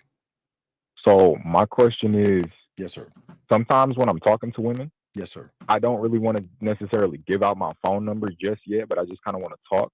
Why? But because I don't have that Logan, end goal of like Logan, giving my phone. Logan, Yes. Logan, this is why leadership is so important in the beginning. Okay, what is the rule of Jill Scott? If you can tell me what to do, you can tell me what to do. But if you can't tell me what to do, you can't tell me what to do. So you're not giving her a number. Are you telling her what to do? No. So then what is your purpose of talking to the woman if you can't tell her what to do from the get-go and see if she will do it? See, and that's what I'm talking about. Like, my question was, like, sometimes I'll go to a venue or something like that, like an Afrobeat, and I just want to see if maybe does she want to dance or does she want to talk for a little bit. Well, okay, and I don't want to give if out my you just number want just to, yet. sir, if you just want to dance with a woman, that has nothing to do with your question then, because you just want to dance with a woman. That has nothing to do with it. But what I'm thinking is, you being a liar, I think that you're trying to see you dance with a woman to see if she likes you enough to then make the ask. And if that's the case, then you're being disingenuous and you're dirty macking. So is that the case? You want to dance with her, and then if y'all dance and she show you some interest, then you're going to go for the number? Is that the case? Come on, honesty. I'm not judging. I just want you to be honest. Well, yeah. Right, because I'm unfucking defeated with this shit. See, here's the problem. You don't believe in yourself. And because you don't believe in yourself, you want a dirty Mac. You want to get a choosing signal from the fucking woman to move on. And men don't move this way. Why would you wait for her to choose you for you to do something to her? So that means you're running behind the woman then, big dog. Men don't do that bitch ass shit. Why would you try to wait for her to choose you before you ask for a number versus, here's a weird thing, believe in yourself and push all the chips in the middle of the table? Why do you hate yourself so much? Yeah, that's true. I mean, well, no, it's not about, listen, it's not about right or wrong. It's about what is, okay? I'm just trying to understand, why do you hate yourself so much that you are going to, so let me watch how this works. You see a woman, well, I don't know if I should talk to her or not, but you know what I'm gonna do? I'm gonna try to dance with her, and if I feel she's giving me some attention, then I'm gonna make the ask. Versus a man that says, I don't give a fuck what she gonna do. I'm gonna give her the opportunity to get with me. I'm gonna go over there and holler at her regardless if we dance or not. Do you see the difference between the game and what you're doing, sir? right, because I'm just kind of reacting based off of her reaction to me. Right. So that means you're running behind the woman. Right. So why are we running behind women? I guess, I mean, that was just kind of my question with whether or not what I was doing was running behind the woman. Dog, I want you to do the mathematics here. I want you to think for yourself. You see her, you want to fuck with her, but because you don't believe in yourself, you're being disingenuous. You're trying to wait for her to choose you versus the man that says, you don't have to choose me. I choose myself. You don't need to choose me. I'm going to go up and talk to you regardless of the situation. I don't give a fuck about the result. I don't care. I do not care. But the problem is you care. Do you see what I'm saying? And that's I do. And that's the problem, buddy. I don't The last thing I want of you is to wait for a woman to choose you. Because look, watch this. I want you to think about this. This is very important for all you guys listening. The moment you looked at the woman, you said, look how sexy she is. I would fuck her. Minus 20 right there. Look how sexy she is. Man, I want to get that pussy. So then you say to yourself after that, well, I guess I'm going to go ask her for a dance to see if she likes me. Another minus 10 or 20 points. And then if she dances with me and she likes me, then I'm going to go ahead and go after her. Look at all the steps of how you put yourself down just to get her. So then what you got to do is you got to shuck and jive and play this game. Hey, I'm Mr. Nice Guy. I'm Mr. Good Guy. Let's dance. Yeah. Oh, yeah, girl, we're dancing. Yeah. Oh, yeah. She's dancing with me now. Okay. Yeah. So let me go and give you my number. See how disingenuous you are? Yeah, because it's like she realized I didn't even really want to dance. I just right, because she has manipulated you so bad, she's got you changing the rules of how you move as a man. Right. Oh, damn. Okay. She's dictating the moves. Remember I told you, the moment you see her and the moment you're like, she's pretty, she's sexy and all this other stuff, she's already got the high ground on you. So then you're manipulating yourself to try to manipulate her to giving you a choosing signal. So then you can go ahead and what? Ask for a number? Nah, this shit don't work that way, buddy. Come on. Right. All you got to do is, you know what? I see her. Let me introduce her to myself and this dick and go over there and talk to her. Let me go and introduce her to the man that's going to push her knees back to her shoulders. And if she's lucky enough, she might get a phone call for me. What is wrong with that? Is that narcissistic? Is that bad? What is so bad about what is wrong for what you want? Right. What is so bad about saying, you know what? Today I'm going to make her day. Today I'm going to give her an opportunity to get on my dick. What is so wrong with that? I'm not being mean to her. I'm not tearing her down, putting her down, anything like that. I'm just propping myself up. I'm saying, you know what, right, man, I'm going to show her how good I did. No, first, I'm going to go ahead and give her the chance to get my number. And then after that, I'm going to sprinkle a little bit on her so we can go ahead and dance and then to reinforce why she should be fucking with me. That's how you should be doing it.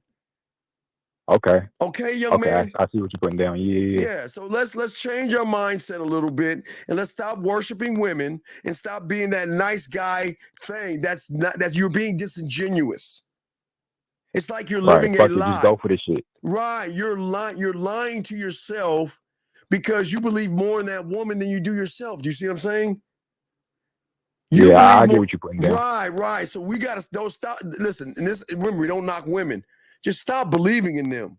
Let them prove themselves to you. Don't believe in them. Don't look at her titties and ass and say, I believe in you because you got a fat ass. No, don't do that shit. Believe in the dick. No homo. You know what I mean? No diddy.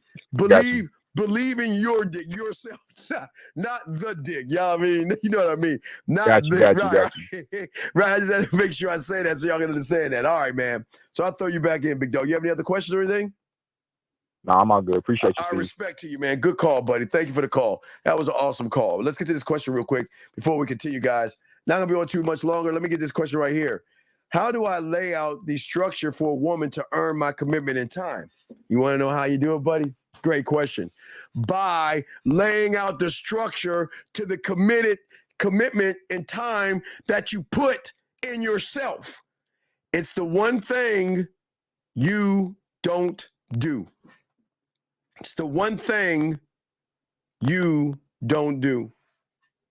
You cannot lay a structure and you cannot lay something that you are not to yourself, to TK or T Cool or whatever your name is. You can't do that. You're lying. There you have no commitment to yourself and you do not value time. You don't value the game, you don't value yourself, and you don't value time. So you can't do that because you're not in the game. You're just saying some shit to try to sound cool, man. And that's not cool, buddy. So let's go. Let's keep going. Here we go, guys. Not on be long. Here we go. So our whole system is designed to put people with people that are more narcissistic and not people who are going to be good in the long term.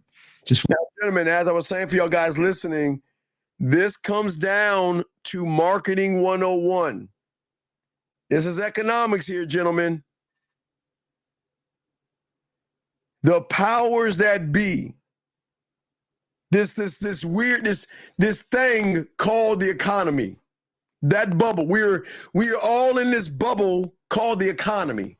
Okay, the economy must move because people have to buy. Now, I would explain to you why all the guys on Real Game No Theory don't end up on milk cartons. Gentlemen, if anybody fucks or tampers with the bubble called the economy, they would be gone. You don't fuck, gentlemen, you can't fuck with the power. I mean, there are levels to this shit. You can't fuck with the economy. So if we see, this is what we keep telling you. This is why the game is such a sacred secret society, because if everybody had game, then the Real Game No Theory guys, one would have a car accident because his brakes aren't working. One would have a tree fall on them. Y'all know what I mean? The economy would take care of the disruption to the economy, right? Now, the reason why the economy won't mess with us is because it is the woman that puts into the economy for the man. That means that she buys the food to cook for us. She buys us the colognes, the chains, the watches, and everything that she wants to see. So women are actually giving to the economy. So look, the thing about the economy being like the mob, it's got to get its piece, right? It's got to get its percentage, right? You see what I'm saying in those TV shows? The economy's got to get his part. So that means that when you are men, you're not giving to the economy. She's giving to the economy by doing things for you, by grocery shopping for you, by buying you things, colognes and all those things that we're telling you about. So buying you tickets, buying you movie things, they will give to the economy. So please understand, but if everybody were free thinkers, then those that push that agenda would no longer be around, because you're disrupting a system that is built on weakness. That's why I keep telling you, that's why clubs, the bouncer, the DJ and all that other stuff, they gotta pay that money back, right? So how do they pay that money back? Flashy enough to bring the women in. Sometimes they call it ladies' night. The women get in for free. We'll get you suckers on the comeback. And if you look at apps, watch it, I'm telling you, a lot of apps for women are free or cheaper than they are for regular guys, because they're like, we want to bring you in because we know when you are somewhere, the fucking suckers will run and they will pay. They will do all the paying, okay? You're saying the House of Cards show the powers that be on a theater. Oh, there are levels to this, dog. You know, I said, I always tell you, House of Cards, Billions, Industry, you watch those kind of shows that people like, man, I don't watch that stupid shit. You'll see depth and range, because even billionaires have to answer to people. Just because they have $1 billion doesn't mean they don't have to answer to someone that has more power than them. Remember, gentlemen, there will always be a person in a position of power. Real quick, gentlemen, this is why I tell all you guys, write this down. So on Netflix, your homework assignment, watch Gangs of London. And what you will see is exactly what I've been trying to tell you, meaning that the gangs hold power, but there is a higher power to them. They got to answer to someone that has more power than them, and they're some powerful motherfuckers. So just think about this, think how deep the power is. There is always going to be a person in power higher than the ones that you assume has power. I just want to let y'all guys know. Yeah, the investors. The investors ain't no, the investors, no joke. You don't fuck with them. Hey, man, again, I don't want to get that deep, but let's continue, guys. We don't have much time. Here we go. Where our system works. Yeah. Well, there's another complexity there that you pointed to as well, which is that, and we could make this rule of thumb. It's like almost all losers will attempt to pass themselves off as nice guys. Woo! He's fine. Hey, whoa. Hey, gentlemen, mark it. Haven't I been telling you, if y'all been listening to me, I've been telling you this for decades now. Nice guys are the worst motherfuckers on the planet, and good guys, because they know they have nothing to offer the woman, so they're lying to the woman. They're not nice because they're nice. They're nice because they're trying to get some pussy. God damn it, Jordan, you finally said something I agree with. But and I mean the infantile dependent types. I'm not infantile and dependent. I'm nice. Well, so some nice guys are competent, but all infantile losers, except those who've fallen completely off the He called them losers. I didn't say loser. He did. Edge of the world and are resentful beyond belief. They're going to pass themselves off as nice guys. Now, if you're hanging around with the predatory psychopaths, even in the initial short-term stages of a relationship, you're not going to have to contend with the false nice guy problem. Right. Hey, Jordan. Let me tell him why, Jordan. Because us assholes. Hey, what's up? I want a relationship. I don't want one. Well, if you don't want a relationship, then we have nothing to talk about. Okay, well, take care of yourself. Okay, bye. And then like SpongeBob, 1 hour later, 1 week later, 1 month later. Hi, I was just checking how you doing? Or my phone accidentally butt dialed you, or I was just I want to let y'all know this shit, how this shit work. A man doesn't have to, you're gonna know what your place is. And your place is that we're not in a relationship. You do what you want. I know you're going to be on this dick. It's cool. I'm not going to hold you back. You want to go find happiness, go find that shit. I don't give a fuck. And they fucking love that shit, guys. But the nice guys, no, those are the predatory people he's talking about. But the nice guys are going to say, well, I don't want a relationship. Oh, you want a relationship? I want a relationship. Well, I'm a Democrat. Wait a second, you're a Republican? Oh, I'm a Republican too. Oh, man, I hate hip-hop. Oh, wait a second. You like hip-hop? Man, I love Drake. And, man, wow, did you see that? You see what I'm saying? This is what I keep trying to tell you. See, you're a predatory person because you tell women the truth.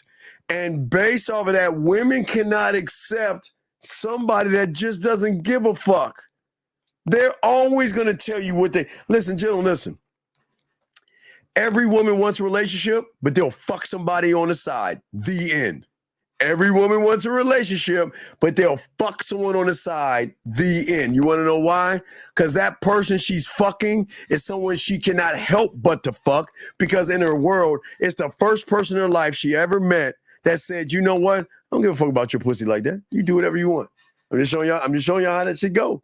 But he's right. Let's see what he's kicking right here. Let's see what he's saying.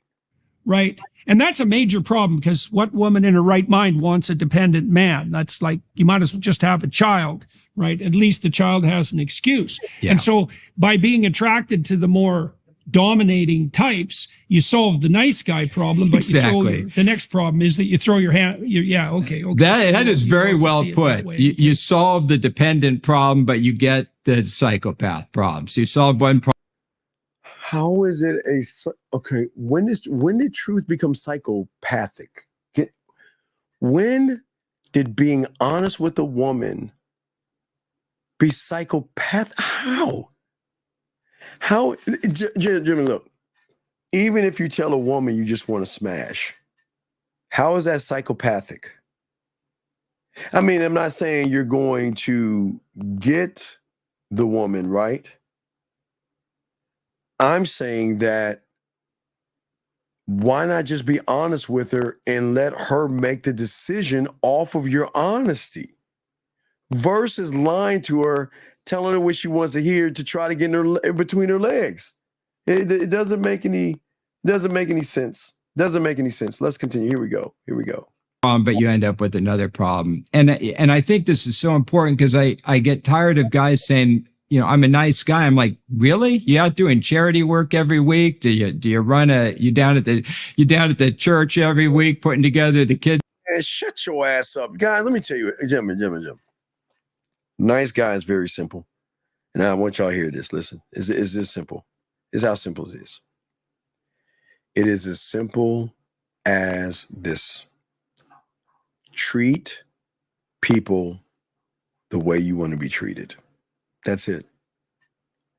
You don't have to feed hold on, come on, stop them. Come on, Atlanta. Hold on, come on, Atlanta. Push. Fuck. Okay, you don't have to feed the homeless and things like that to be considered nice. That's something that you do. Nice should be something your parents teach you. You should always treat people nice, but don't let someone take your kindness and mistake it for weakness. You see what I'm saying? That's all I'm saying, okay? Okay? And yes, a man is a statement and an opportunity for women. Absolutely. So what I'm saying to all you guys out there, a nice person, just treat people the way you want to be treated. And you should treat people kindly. You should be nice to them. And if they feel that your kindness and they try to take advantage of your kindness, that's when you have to draw a line and say, you ain't allowed to talk to me that way or treat me that way. So, I mean, I don't know what he's talking about. Camp, because I bet if you were doing that, women would find you attractive. I bet you're just kind of weak. It would be easy to toss all of your discipline to the side. Nazi narcissist mouthpieces. And it's happening so quickly. It's terrifying. It's very powerful online force. But what seems to happen, and everyone needs to be aware of this, is that the psychopathic predator types hijack the language of the political debate. They accrue the morality of either side because both sides make moral claims, and they benefit from that, and the rest of us suffer dreadfully. And the fact that so much of the discourse is driven by anonymous narcissists, we even know that from the literature, because the people who are manipulating the social media landscape, the anonymous troll types, are the dark tetrad types. That's reasonably well established in the psychological literature now. So, well, what the fuck is he saying? Question. Would being truthful also be a part of kindness? Well, what I'm saying is that you've got to look at the moment that you see the woman to tell what you actually are. Because if the moment you see a woman and you say, I want to fuck her, everything past that is going to be a lie. You're not going to be truthful. You're not. You're just not going to be truthful. Because you're placing value on her. The moment you put her on a pedestal, everything you do after that is a fucking lie. Meaning that when you have game and you see a woman, your mentality is simply this: I'm going to give her the opportunity. Whatever the fuck she says, I don't care.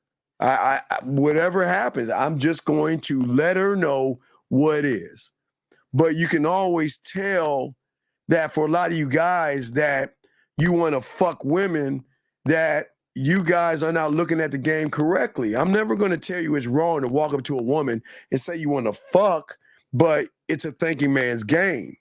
These women have some kind of value to themselves.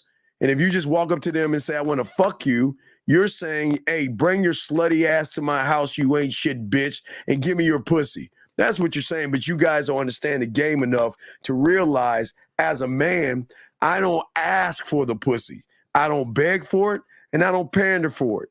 And I won't even ask her to come to my place because you got to work to get this dick. But that's a whole totally different thing when y'all learn this game. But here we go. Oops, sorry. Here we go, guys. Here we go. Well, so I'm wondering what you think about that. Well, I think what you find is that people who are more narcissistic, psychopathic are more likely to be, we have data, they're more likely to be trolls online. They're more likely to be antagonistic online. No, that's the incels. That's not men, that's incel behavior. But then if you add to that anonymity, so you take sort of that natural personality disposition and make people anonymous, people when they're anonymous are just generally, they do more of whatever they're going to do. Yeah. And gentlemen, don't I tell you guys be proud of who you are, and there should be no reason why your thumbnail shouldn't have your fucking picture on that shit. Are we always telling you don't hide your face, be proud of who you are? We tell you all that shit all the time. What is he fucking talking about? The math is not mathing. We always tell you, show who you are and be proud of who you are. What the fuck is he talking about? If it's a bad thing, they do worse. And this is the old social cycle, like kids with costumes take more candy and, or they'll give more electric shocks, or people driving in. Nah, motherfucker. Hey, I ain't gonna lie to you, dog. I am not gonna lie to you. Let me roll up on that house that tells me to take one piece of candy. Fucking find out. I'm not gonna lie. I'm dumping that shit in my bag. Fuck you. I'm sorry. I'm just ain't shit. Judge me if you want. Y'all know the fuck I'm talking about. You bitches know you did the same thing. You know that one house. Hey, can you please take one piece of candy? You like, man, fuck that. Dump that old bitch in the bag. Here's some of you. Come on, guys. We've all the gentlemen. Don't you sit here and tell me that you've never dumped that bowl in your bag at least one time in your fucking life. You know damn well when you go trick-or-treating and you roll up on that one house that has that bowl just sitting there with all that candy, you like, man, fuck them. I'm going to take that shit, dog. Come on, man. Here we go. The car flipping each other off and honking, but they never do it in person because they're anonymous. So the anonymity, that shield just makes everything more extreme. It could also make people love each other more if you're at a rave or something, I guess, or the old dark room study. But generally online, it leads to this more problematic behavior. So I think it's a combination of the personality traits plus anonymity. And generally in a small town where everybody knows everybody, you can't be that narcissistic. You'll get shut down. Everyone's going to see it. Motherfuckers, let me tell you something, gentlemen. People make you feel like the worst thing you have is a bad reputation. I need y'all to listen to me. This is very important. It's 3rd and 3. Come on, Atlanta. You got to fucking stop them. Come on. Hold them. Yes. Okay. You got a shot now. Okay. Yes. Okay. Sorry, guys. Got to do this shit for the Cowboys, man. Okay, so, gentlemen, listen to me. Let me explain something to you that nobody has ever explained to you before. When you have a reputation of a ladies' man, there are going to be women at your job or women somewhere going to want to have a conversation with you. Because here's the $1 million question. If he's such a ladies' man and he's sleeping with all these women, why hasn't he hit on me yet? Think about what I'm saying. If he is a ladies' man and he talks to all these women, why isn't he talking to me? And sometimes they'll pull you aside and say, well, hey, I understand something. Well, you don't find me attractive, and it will happen that way. So don't ever feel like having a reputation is a bad thing. If you're in a small town or anything, you want to be known as the ladies' man. You want to be known as a town whore, not a woman, but a guy. Yeah, they will call you whores and sluts, but they'll still fuck you. You want to know why? Because women want to fuck with other women fuck with. So don't think being a ladies' man and a womanizer is a bad thing, gentlemen. Don't let people shame you on that shit. Being a nice guy, on the other hand, oh, you don't want to do that shit. Don't be that nice guy. They know who you are. You can't fool people. You go to a big city, you can fool people. You go online, which is the biggest city, you can fool more people. So yeah. But men don't fool people. Men tell women the truth and let her decide what she wants to do. I think it's built into the structure. Yeah. Okay. Well, it's very much worth emphasizing the anonymity issue because, we like to think that the way we regulate our behavior is with something like a superego, right? Something like, or a conscience, something like an internal constraint. And, you know, there's truth in that. Although we all have our weak points where our own constraints, internal constraints, might not be as robust as they should. Oh, let me grab this question because we're about to wrap it up. Do the nice guys invest everything into a woman and the bad guys and men invest everything? Yes, absolutely. I don't ever invest, nor should a person ever invest anything in a woman. He should always invest in himself to show the woman why she should fuck with him. And I will always, come on, run that first down. Let's go. Come on. I will always stand on that because at the end of the day, see, you have to remember the real game, no theory men that are showing you that are different on YouTube. We're trying to show you a different reality. And the reality is one of somebody. Let's go. First down. Let's go. Come on. It's a reality of somebody that actually believes in itself. The more you start to believe in yourself, the more you're going to believe in your dick. The more you believe in your dick, the more arrogant you're going to be. The more you believe in your dick, you're not going to give me another catch. Go, stop, get up. Yes, let's go. Oh, shit. I'm sorry, guys. I'm sorry. Come on, Kurt. We need a touchdown. Let's go. Come on, fuck Philly. I'm sorry, guys. I'm sorry. See how emotional I can get? Hey, guys, y'all want to see me get emotional? This is me being emotional, motherfucker. Because my Cowboys got their ass beat so bad, I'm all fucked up. Come on, Kurt. Give it to me. Come on. Okay. I'm sorry, guys. I'm sorry. Okay, I'm sorry, guys. I'm sorry. 43 seconds to go, man. Second down. Okay, I'm sorry, guys. I need the Falcons to do this thing. Come on, guys, for my Cowboys. Come on, all Cowboy Nation. We need to band together, just like you shitty-ass iPhone people. Let's band together. Hold your shitty iPhones up in the air and give Kirk Cousins some power from that shitty phone. Let's get it. Come on, man. Oh, I'm sorry, guys. I'm sorry. I just need Kirk to just come on, Kirk. Come on. Ah! Flag!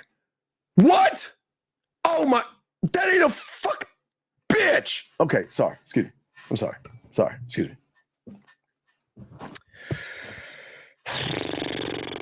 Okay, I'm sorry, guys. I've got a question. Go ahead and ask. Let me see. Oh my God, that was PI. Oh my God, that was PI. Jesus Christ. Oh God, 3rd and 5. Hold on, guys. 3rd and 5. Hold on, guys. I answer your question. 3rd and 5, guys. Hold on. 3rd and 5. I need this. Come on, Kurt. Get it! Yeah! He did it! Oh, shit! Yeah! Hey, okay, go. Yes! Yes!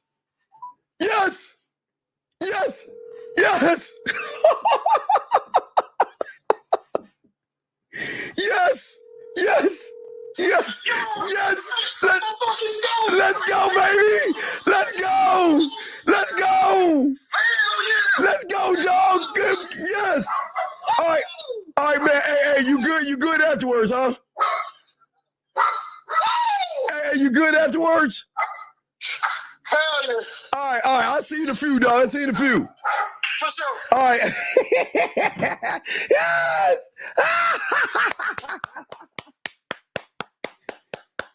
Let's go, Atlanta. Wait a second. The fuck you mean is a penalty? Oh, that's fucked up. Unsportsmanlike conduct? Oh, that's really dirty. Sounds like you needed a football poem, sideline action, a couple of first downs. No, AJT. If I was doing a football, this is fucked. Oh, this is bullshit. Never mind. This is some bullshit, man. They made this motherfucker kick a fucking, yeah, bitch, fuck y'all. I'm sorry. Let me get this last call. Hold on. Let me get this last call. They try to check. Air code 845. What's your name? What's your question? Uncle Steve, can you hear me? Yes, sir. What's your question, buddy? Yeah, this is Ralph. I'm from Jersey. I'm 25. Yes, sir. How can I help you? Can you get off your speaker? You can't hear me? Yeah, well, kind of talk. I can't. Well, yeah, what's your question, buddy? What's your question? Yeah. So I called in earlier, like about a week ago, about a woman that was coming over. And long story short, like she got in the program, like she knows that we were just fucking and everything. Yeah. So what's the problem? However, yeah. So a few days ago, she's like very insecure about the lost and found box, right?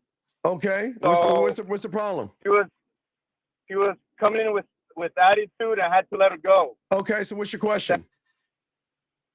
And then she texted me today, basically like after I let her go, saying the following. She said, "Hello, good morning.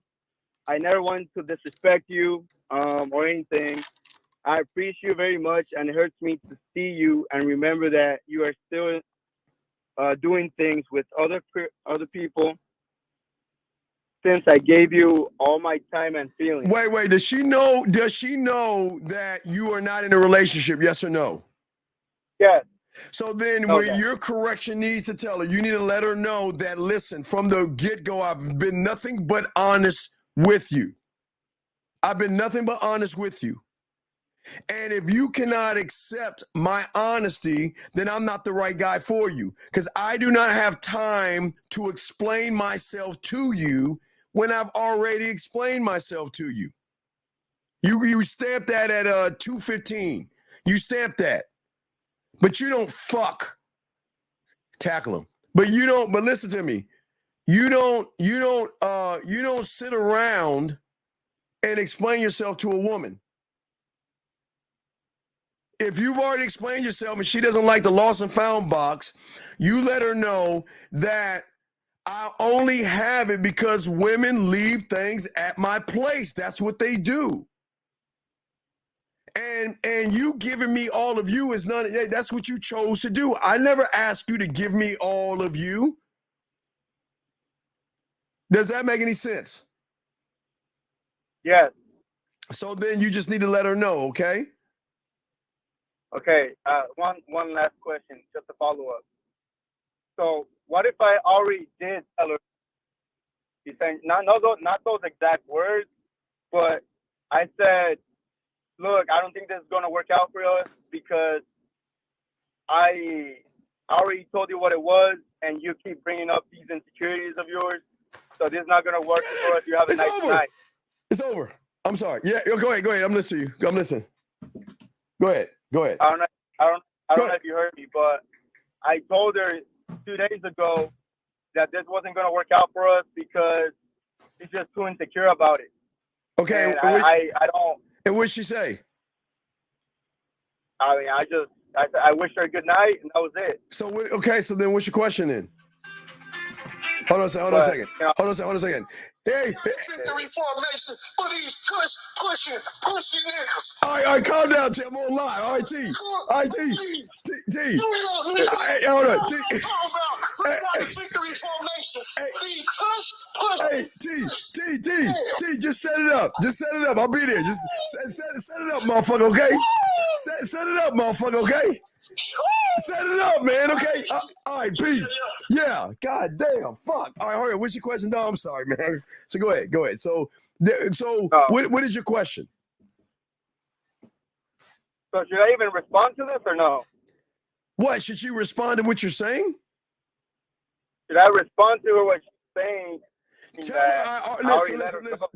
her. Just tell her, I just feel like I'm wasting my time. Tell her, just tell her, go find what she's looking for. And if she comes back, I don't ever want to hear you bring up the lost and found box again, because if you do, that'll be the last time you hear from me, okay? All right, man. All right. Okay. All right. I got to get ready to go. The game. All right, guys. So we have Lucario. Thank you, caller. So we got Lucario tomorrow, guys. So we'll chop it up with Lucario. Like I said, guys, we chop it up with Lucario, man. I got to roll. You know what we do. We got the fellas got to get together and talk that ish. But guys, we did a great 2 hours. Guys, you need me. themanmindset@gmail.com. This is how you get your pathway. Don't forget 12 noon. We're going to hit it with a Cario, man. So we out this joint. Shout out to the Atlanta Falcons on the victory. We out this joint. I appreciate you. Peace.